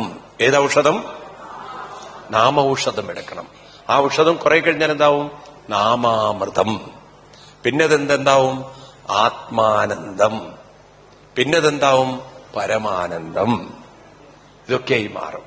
അപ്പൊ ആ കഴിവ് തരാൻ സാധിക്കും. ഇതാണ് പൂതന മോക്ഷം. ഇപ്രകാരം ഈ ഒരു കഥയ്ക്ക് ശേഷം പിന്നെ നമ്മൾ കാണുന്ന മറ്റൊരു കഥ 8-ാം അധ്യായത്തിലാണ്. ഭാഗവത്തില് കൃഷ്ണന്റെ നാമകരണവും മറ്റുള്ള കഥകൾ. അപ്പൊ അപ്പോഴാണ് കൃഷ്ണൻ കൊച്ചുകൂട്ടിയിരിക്കുമ്പോൾ കുറെ കൃഷ്ണന്റെ ഒരു പുതിയ ഒരു ഇതെന്താന്ന് വെച്ചാൽ കള്ളത്തരം, മോഷണം, വെണ്ണ മോഷ്ടിക്കുക, പാല് മോഷ്ടിക്കുക, അപ്പം മോഷ്ടിക്കുക, ഇതൊക്കെയായിരുന്നു കൃഷ്ണന്റെ പ്രധാന തൊഴില്. ഗോപികമാര് കാണാതെ വീട്ടുള്ളിൽ പമ്മി കയറും, പതുങ്ങിക്കേറും. ആ ഗോപിക പുറത്തുപോയി വരുമ്പോഴേക്കും പാലുകളകളകളകളകൾ കുടിക്കും. പിന്നെ അവിടെ എന്തെങ്കിലുമൊക്കെ ഉണ്ടാക്കി വെച്ചാൽ അതെല്ലാം കട്ടെടുക്കും. ഇത് കണ്ടപ്പോ ഗോപികമാർക്ക് വലിയ വിഷമായി. അവരെന്ത് ചെയ്തു? ഉറി കണ്ടുപിടിച്ചു. ഉറിയിൽ കെട്ടിത്തൊക്കാൻ തുടങ്ങി. അപ്പൊ കൃഷ്ണൻ പുതിയ ഓപ്പറേഷനായി. എന്താണ്? ഒരാളുടെ പുറത്തൊരാൾ, ഒരാളുടെ പുറത്തൊരാൾ, ഒരാളുടെ പുറത്ത്. ഏറ്റവും മുകളിൽ കയറുന്നത് കൃഷ്ണനാണ്. അതുകൊണ്ട് മേജർ പാർട്ട് പോകുന്നത് ആർക്കായിരിക്കും? ബാക്കിയുള്ളവർക്കൊക്കെ ഷെയർ. പക്ഷെ അടിത്തട്ടിലേക്ക് ഷെയർ കിട്ടാതെ ഇപ്പം അടിത്തട്ടിൽ കിട്ടുന്ന അടി മാത്രമാണ്. ഗോപികതൊക്കെ അറിയും, ഗോപിക അവിടെ വന്ന് പെട്ടേന്ന് പറഞ്ഞ അടിക്കും. അടിയും കൊള്ളണം, വെണ്ണയും ചിലപ്പോൾ കിട്ടില്ല. കാരണം അവിടേക്ക് എത്തുമ്പോഴേക്കും പണ്ട് കോൺഗ്രസിന്റെ കാലത്ത് ഫണ്ട് ഡിസ്ട്രിബ്യൂഷനാണ്. മേലെ തട്ടിൽ ഫണ്ട് കിട്ടും, എവിടെ കിട്ടില്ല? താഴെ തട്ടിലുള്ളവർക്ക് ഫണ്ട് കിട്ടാതെ വന്നപ്പോഴാണല്ലോ നരേന്ദ്രമോദി വന്നതൊക്കെ അക്കൗണ്ടിലേക്ക് ആക്കിയത്. ഇല്ല, ഇപ്പൊ എല്ലാം അക്കൗണ്ടിലേക്കല്ലേ വരിക? ആണോ? ഇപ്പൊ സബ്സിഡി ഒക്കെ എവിടേക്കാ വരിക? എല്ലാം അക്കൗണ്ടിലേക്ക് ആക്കി, ആണോ? അപ്പൊ ഇടത്തട്ടുകാര് ആരുമില്ലാതെ എല്ലാം എന്നതുപോലെ ഇവിടെ താഴെയുള്ളവർക്കൊന്നും കിട്ടണില്ല. ഒരു ദിവസം എന്തോ കിട്ടാതെ വന്നപ്പം എല്ലാവരും കൂടി പറഞ്ഞു, കൃഷ്ണൻ മണ്ണ് തിന്നു. ഇത് കേട്ട് യശോദയ്ക്ക് ഭയങ്കര ദേഷ്യം വന്നു. കൃഷ്ണനോട് പറഞ്ഞു, വായ തുറക്കണം. അപ്പൊ കൃഷ്ണൻ പറഞ്ഞു, മണ്ണ് കളിക്കുന്നതല്ലേ, കഴിക്കുന്നതല്ലോ. നീ ന്യായമൊന്നും പറയണ്ട, എനിക്ക് വലിയ തത്വമൊന്നും കേൾക്കണ്ട, എനിക്ക് നിന്റെ വായ തുറന്ന് കാണും. ഇല്ലേ, മണ്ണ് ഞാൻ കഴിച്ചിട്ടില്ല. ഇവരൊക്കെ നുണ പറയാ. കൃഷ്ണൻ അറിയത് നുണേ, കാരണം ഷെയർ പോകത്തേന്റെ കൃഷ്ണനാണ്. എന്നാലും അമ്മയ്ക്കൊരു വാശി, എന്ത് കാണണം? വായ തുറക്കണം. നിന്റെ വായിൽ മണ്ണുണ്ടോ നോക്കട്ടെ, തുറക്ക് വായ തുറക്ക്. ഇല്ലമ്മേ, ഞാൻ മണ്ണ് തിന്നിട്ടില്ല. അപ്പം യശോദാദേവി പറയാണ്, ബലരാമൻ പോലും പറഞ്ഞിട്ടുണ്ടെങ്കിൽ അത് സത്യമാണ്. അപ്പൊ ബലരാമൻ സത്യേ പറയുള്ളൂ എന്നുള്ളൊരു ഉറപ്പ് ആർക്കുണ്ട്? യശോദയ്ക്ക്. ഇക്കാര്യത്തിൽ ബലരാമ കഴിച്ചു, രാമ ഓ യോ കഴിച്ചിട്ടുണ്ട്, കൃഷ്ണൻ മണ്ണ് തിന്നുണ്ട്. അപ്പൊ ഒരു പട്ടിക്കെടുത്ത്, നീ വായ തുറന്നേ പറ്റുള്ളൂ. അപ്പൊ കൃഷ്ണൻ വിചാരിച്ചെന്ന അമ്മയ്ക്ക് അങ്ങോട്ട് എന്ത് കാണിച്ചു കൊടുക്കാം? വായ. ആ വായ കണ്ടതുകൊണ്ട് ഇതാ കിടക്കണോ അമ്മ? എന്താ അപ്പം അമ്മ കണ്ടത് വായില്? ആ ഭാഗം ഒന്ന് നമുക്ക് നോക്കാം. 8-ാം അധ്യായം വായിക്കേണ്ട ഒരു ഭാഗമാണ്. 35, 36, 37 തുടങ്ങിയുള്ള ശ്ലോകം. നാഹം ഭക്ഷിതവാനംബ സർവേ മിഥ്യാഭിശംസിന യദി സത്യഗിരത്തർഹി സമക്ഷം പശ്യമേ മുഖം യദ്യേവം തർഹി വ്യാധി ഇത്യുക്ത സ ഭഗവാൻ ഹരി വ്യാദത്യാവാഹ്യദൈശ്വര്യ ക്രീഡാ മനുഷ്യബാലക സാ തത്ര ദദൃശേ വിശ്വം ജഗൽസ്ഥാൻ സുജകം ദിശ സാദ്രിദീപാബ്ദിഭൂഗോളം സാ വായഗ്നിന്ദു താരകം ജ്യോതിശക്രം ജലം തേജോ നഭസ്വൻവിയദേവ ച വൈകാരികാണിന്ദ്രിയാണി മനോമാത്രാ ഗുണാത്രയാം ഏതൽ വിചിത്രം സഹജീവകാല സ്വഭാവകർമാശലിംഗഭേദം സുനോസ്തനോ വീക്ഷ്യ വിതാരിതാസ്യ വ്രജം സഹാത്മാനമവാപശങ്കം കിം സ്വപ്നയേതതുവമേവ മായാം കിം വാമദീയോ വദ ബുദ്ധിമോഹാം അതോ അമുഷൈവ മമാർപ്പകസ്യ യക്കശ്ചനോത്പത്തികാത്മയോഗ അതോ യഥാവന്ന വിതർക്കഗോചരം ചേതോ മനഃകർമ്മവജോ വിരഞ്ജസ യഥാശ്രയം യേന യദ പ്രതീയതേ സുദുർവിഭാവ്യം പ്രണതോസ്മി തൽപദം അഹം മമസോ പരിരേഷ മേ സുതോ ഹൃദേസുരസ്യാകില വിത്തഭാസതി ഗോപ്യശ്ച ഗോപാസക ഗോധനാസമേ എന്മായത്തം കുമതി സമേ ഗതി. എന്താ പറയുന്നത്?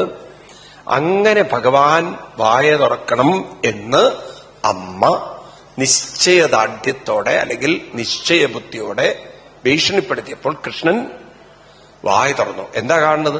സാ തത്ര ദദൃശേ. എന്താ കാണുന്നത്? വിശ്വം ജഗൽ സ്ഥാൻ സൂ ഘം ദിശ സാ അദ്രി ദീപ് ഭൂഗോളം. എന്തൊക്കെയാ കണ്ടത്? ഭൂഗോളമൊക്കെ കണ്ടു. എവിടെ എന്ന് മാത്രമല്ല, ജ്യോതിചക്രം. ജ്യോതിചക്രം എന്ന് പറഞ്ഞാൽ, ഈ ജ്യോതിചക്രം എന്ന് പറഞ്ഞാൽ ഒരു ഗാലക്സി. നമ്മളിരിക്കുന്നത് ഒരു ഗാലക്സിയിലാണ്. ഇപ്പൊ നമ്മൾ ഈ ഇരിക്കുന്ന ഇത് മാത്രമല്ല ഗാലക്സി, ഇതുപോലെ വേറെയും സൂര്യനും മറ്റും വേറെയുണ്ട്. നമ്മുടെ ഗാലക്സിയിലേ ഉള്ളൂ ഒരു സൂര്യൻ. ഇത് കഴിഞ്ഞാൽ വേറൊരു ഗാലക്സി വേറെ ഉണ്ട്. അന്തരീക്ഷം എന്ന് പറയുന്നത് ഇതുവരെ എന്താണെന്നൊരു പിടിയൊന്നും ശാസ്ത്രജ്ഞന്മാർക്ക് പിടികിട്ടിയിട്ടില്ല. പറയുന്നത് ഇതല്ലാത്ത സൂര്യന്മാര് ഇവിടെ ഉണ്ട്. നമ്മുടെ ഈ ഗാലക്സി കഴിഞ്ഞാൽ വേറെ, ഈ ഗാലക്സി കഴിഞ്ഞാൽ അങ്ങനെ അനവധി ഗാലക്സികളുണ്ട്. വല്ല പിടിയുണ്ടോ നമുക്ക്? ഈ ഗാലക്സി പോയി ഇപ്പൊ നമ്മുടെ ഭൂമിയൊക്കെ കേടുവന്നു, ഇനി ഇവിടെ താമസിക്കാൻ പറ്റില്ല. അപ്പൊ എന്തു പറ്റും? ഈ ഭൂമിയൊക്കെ പോയി പിന്നീട് ജീവിതം എവിടെ വരും? ഇപ്പൊ നമ്മൾ ഏത് ഗാലക്സിയിലാണ് ജീവിക്കുന്നത് പോലും നമുക്ക് പിടിയില്ല. ഈ ഗാലക്സിയിലാവില്ല ഒരുപക്ഷെ ഇതിനു മുമ്പുള്ളവരുണ്ടായിട്ടുണ്ടാവുക, മാറിയിട്ടുണ്ടാവും. മനസ്സിലായില്ലേ? അപ്പൊ ഈ ഒരു ഗാലക്സിയിൽ നിന്നും മനുഷ്യൻ ഇനി വേറൊരു ഗാലക്സിയിലേക്ക് പോവാം. അപ്പൊ ഇത് ശ്രദ്ധിക്കുക നിങ്ങൾ. ഈ പ്രപഞ്ചമൊക്കെ എവിടെയാണ്? പ്രപഞ്ചം എവിടെയാണ്? ഇത് സയൻസിന് ഇപ്പോഴും ഉത്തരം തരാൻ പറ്റിയില്ല. പ്രപഞ്ചം എവിടെയാണ്? പ്രപഞ്ചം എവിടെയാണ്? നമ്മുടെ ഋഷിവര്യന്മാര് പറയുന്നു പ്രപഞ്ചം ഇരിക്കുന്നത് ബോധത്തിലാണ്. അതെങ്ങനെ മനസ്സിലായി? കാരണം പ്രപഞ്ചം എന്നാൽ ശ്രദ്ധിക്കുക, പ്രപഞ്ചം എന്നാൽ ശ്രദ്ധിക്കുക നിങ്ങൾ. ഇപ്പൊ നമ്മൾ ഭൂമിയിൽ ജീവിക്കുന്നു. ഈ ഭൂമി നമുക്കറിയാം അത് അതിന്റെ ഓർബിറ്റില് എന്ത് ചെയ്തുകൊണ്ടിരിക്കുന്നു? കറങ്ങിക്കൊണ്ടിരിക്കുന്നു. ഇപ്പൊ ഈ ഭൂമി അവിടെ തന്നെയല്ല കറങ്ങുന്നത്, അത് ഭൂമി അവിടെ തന്നെ നിന്ന് കറങ്ങുകയാണോ? അത് എന്ത് ചെയ്യുന്നുണ്ട്?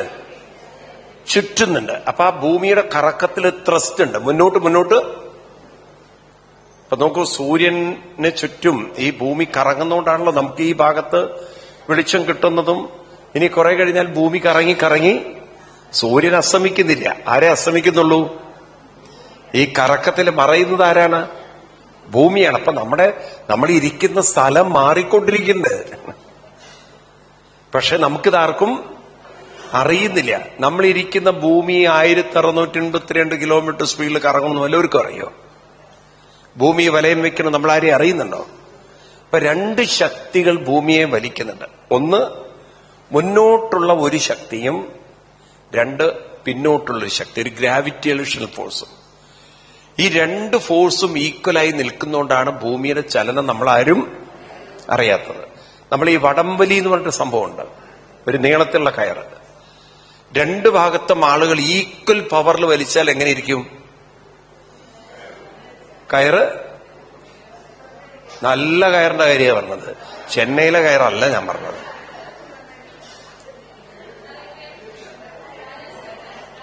അങ്ങോട്ടുമില്ല ഇങ്ങോട്ടുമില്ല, ഈക്വൽ ആയിരിക്കും. ആണോ?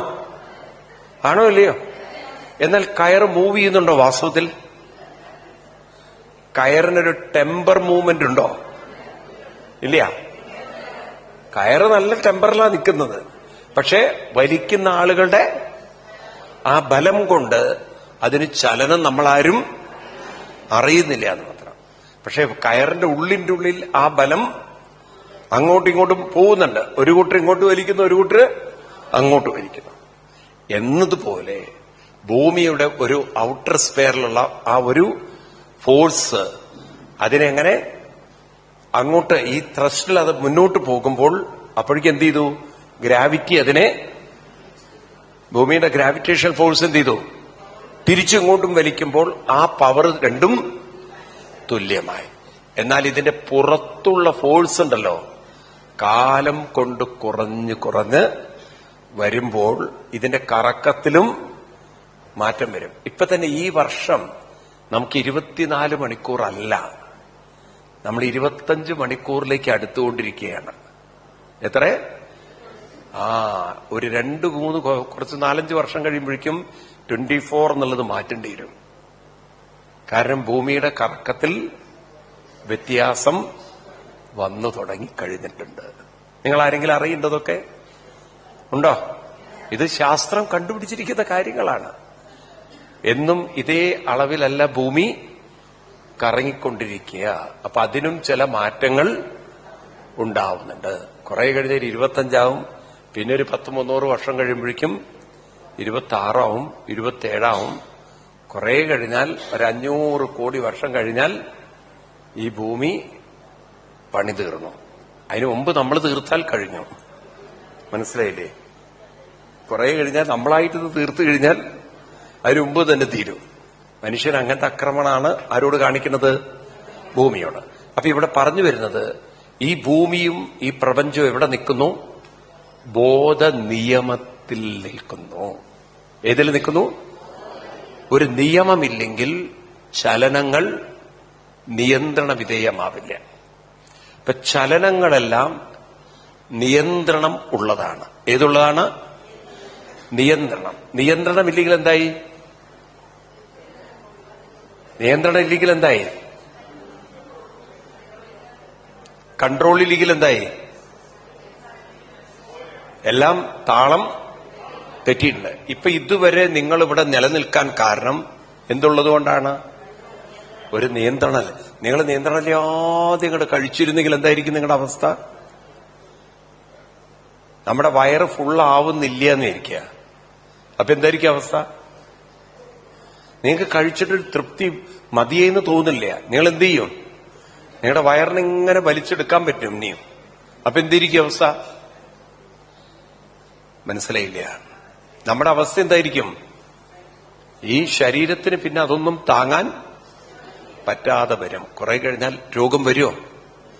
പറയൂ. നമ്മൾ ഉറങ്ങാതെ ഒരു 10 ദിവസം അങ്ങോട്ട് ഉറങ്ങാതെ പിടിച്ചെന്നാൽ എന്തായിരിക്കും അവസ്ഥ? മെന്റലായി മാറും. മാനസികമായിട്ട് പ്രശ്നങ്ങൾ വരും. ഉണ്ടോ? ഉണ്ടോ ഇല്ലയോ? അപ്പൊ ഒരു കൺട്രോൾ ഉണ്ട് ഇതിന്. എപ്പോഴും ഇതിന് എന്ത് ചെയ്യാൻ പറ്റില്ല? കണ്ണു തുറന്നിരിക്കാൻ പറ്റില്ല. അമിതമായി കഴിക്കാൻ പറ്റില്ല. പറ്റുമോ? അങ്ങനെ നമ്മൾ താളം തെറ്റിക്കുമ്പോഴാണ് നമുക്ക് രോഗങ്ങൾ വരുന്നത്. അപ്പൊ ഈ കൺട്രോൾ ആരാണിത് നിശ്ചയിക്കുന്നത്? നമ്മളാണോ? ഇതിനകത്തുള്ളൊരു ബോധമാണോ? രാത്രി കിടന്നുറങ്ങണം, ഇത്ര മണിക്കൂർ ഉറക്കം വേണം, ആ ഉറക്കം കഴിഞ്ഞാൽ ഇത് ഉണരണം, ഇതൊക്കെ ആരാ തീരുമാനിക്കുന്നത്? പറയൂ. ഇത്ര വളർച്ച വേണം, ഓരോ മാസമായി ഇത്ര വളർച്ച, ഇത്ര വയസ്സായി കഴിഞ്ഞാൽ ഇനി ഇതിന്റെ യാത്ര താഴോട്ടാണ്, ഇനി കറുത്ത മുടിയൊക്കെ വെളുക്കണം, സ്കിന്നിന്റെയൊക്കെ ഒരു പവർ കുറയണം, ഉള്ളിലുള്ള ഫ്ലഷൊക്കെ കുറച്ച് കുറഞ്ഞു വരും, വീക്കാവണം. ഇതൊക്കെ ആരാ തീരുമാനിക്കുന്നത്? ബോധാണ്. അപ്പൊ നമ്മളെക്കാളും ഈ കാര്യത്തിൽ ബുദ്ധി ആർക്കുണ്ട്? ബോധത്തിനുണ്ട്. അല്ലേ? ശരിയല്ലേ? അപ്പൊ ഒരു ബോധ നിയമത്തിലല്ലേ പ്രപഞ്ചം? ആണോ? അപ്പൊ കൃഷ്ണന്റെ വായിലാണ് ഇതൊക്കെ കണ്ടതെന്ന് പറഞ്ഞാൽ എന്താ മനസ്സിലാക്കേണ്ടത്? ബോധമാകുന്ന കൃഷ്ണനിലാണ്, ആ ബോധ നിയമത്തിലാണ് ഈ പ്രപഞ്ചം മുഴുവൻ നിൽക്കുന്നത്. അപ്പൊ എന്ത് മനസ്സിലാക്കണം? നമ്മൾ ജീവിതത്തെക്കുറിച്ച്, ജീവിതം അടിസ്ഥാനമായി നിൽക്കുന്നത് ബോധം എന്ന ശക്തിയിലാണ്. അതുകൊണ്ട് എന്ത് വേണം? ഞാൻ എന്റെ ജീവിതത്തെ ബോധമില്ലാതെ ജീവിക്കരുത്. ഏതിലേക്ക് ഉയർത്തണം? ബോധത്തിലേക്ക്. അതിനെന്താണ് ഞാൻ ചെയ്യേണ്ടത്? സാധന. ഏത് സാധന ചെയ്യണം?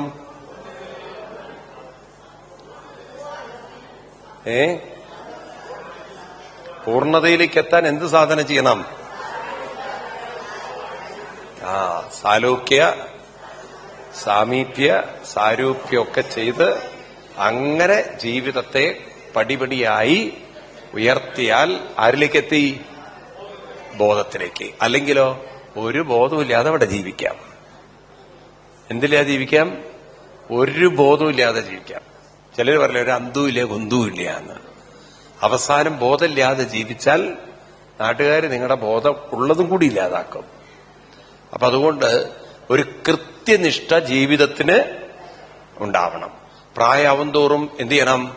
ഒരു 5 മണിക്ക് എണീറ്റു, 6 മണി വരെയൊക്കെ ഇരുന്ന് ധ്യാനിച്ചു, ജപിച്ചു, പിന്നെ അത് കഴിഞ്ഞ് ചായ ഉണ്ടാക്കി, പിന്നെ വീട്ടിൽ പ്രത്യേകിച്ചൊന്നും ചെയ്യാനില്ലെങ്കിൽ ഭാഗവതം വായിച്ചു, നാരായണീയം വായിച്ചു, ഗീത വായിച്ചു, വിഷ്ണു സഹസ്രനാമം വായിച്ചു, അങ്ങനെ ജീവിതത്തെ അങ്ങനെ കൊണ്ടുപോയി കുറെ കഴിഞ്ഞാൽ നിങ്ങൾ അതിലൊക്കെ ഒരു രുചി കണ്ടെത്താൻ തുടങ്ങിയാൽ പിന്നെ സമയം കടന്നു പോകുന്നത്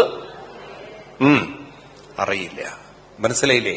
ഈ രുചി നമുക്ക് കണ്ടെത്താൻ നമ്മൾ ഓർമ്മിപ്പിക്കാനാണ്. വിഷമിക്കണ്ട. നിങ്ങൾ ആരെല്ലാം നിൽക്കുന്നത്? ഭഗവാനാകുന്ന ബോധത്തിലാണ്. കൃഷ്ണനിൽ ഉള്ള, ശ്രദ്ധിക്കണം, കൃഷ്ണനിൽ നിലനിൽക്കുന്ന ജീവിതമാണ് നമ്മുടെ ജീവിതം. ആരിൽ? നമ്മൾ ഓരോരുത്തരും നിൽക്കുന്നത് ആരാണ്? ആരിലാണ്? കൃഷ്ണനിലാണ്. ഏത് കൃഷ്ണൻ? ബോധം. ഈ ബോധം എപ്പോഴും നമ്മുടെ ഓരോരുത്തരുടെയും ഉള്ളിൽ ഉണ്ടാവട്ടെ എന്ന് പറഞ്ഞു നിർത്താം. നമുക്കിവിടെ ഇന്ന് വൈകുന്നേരം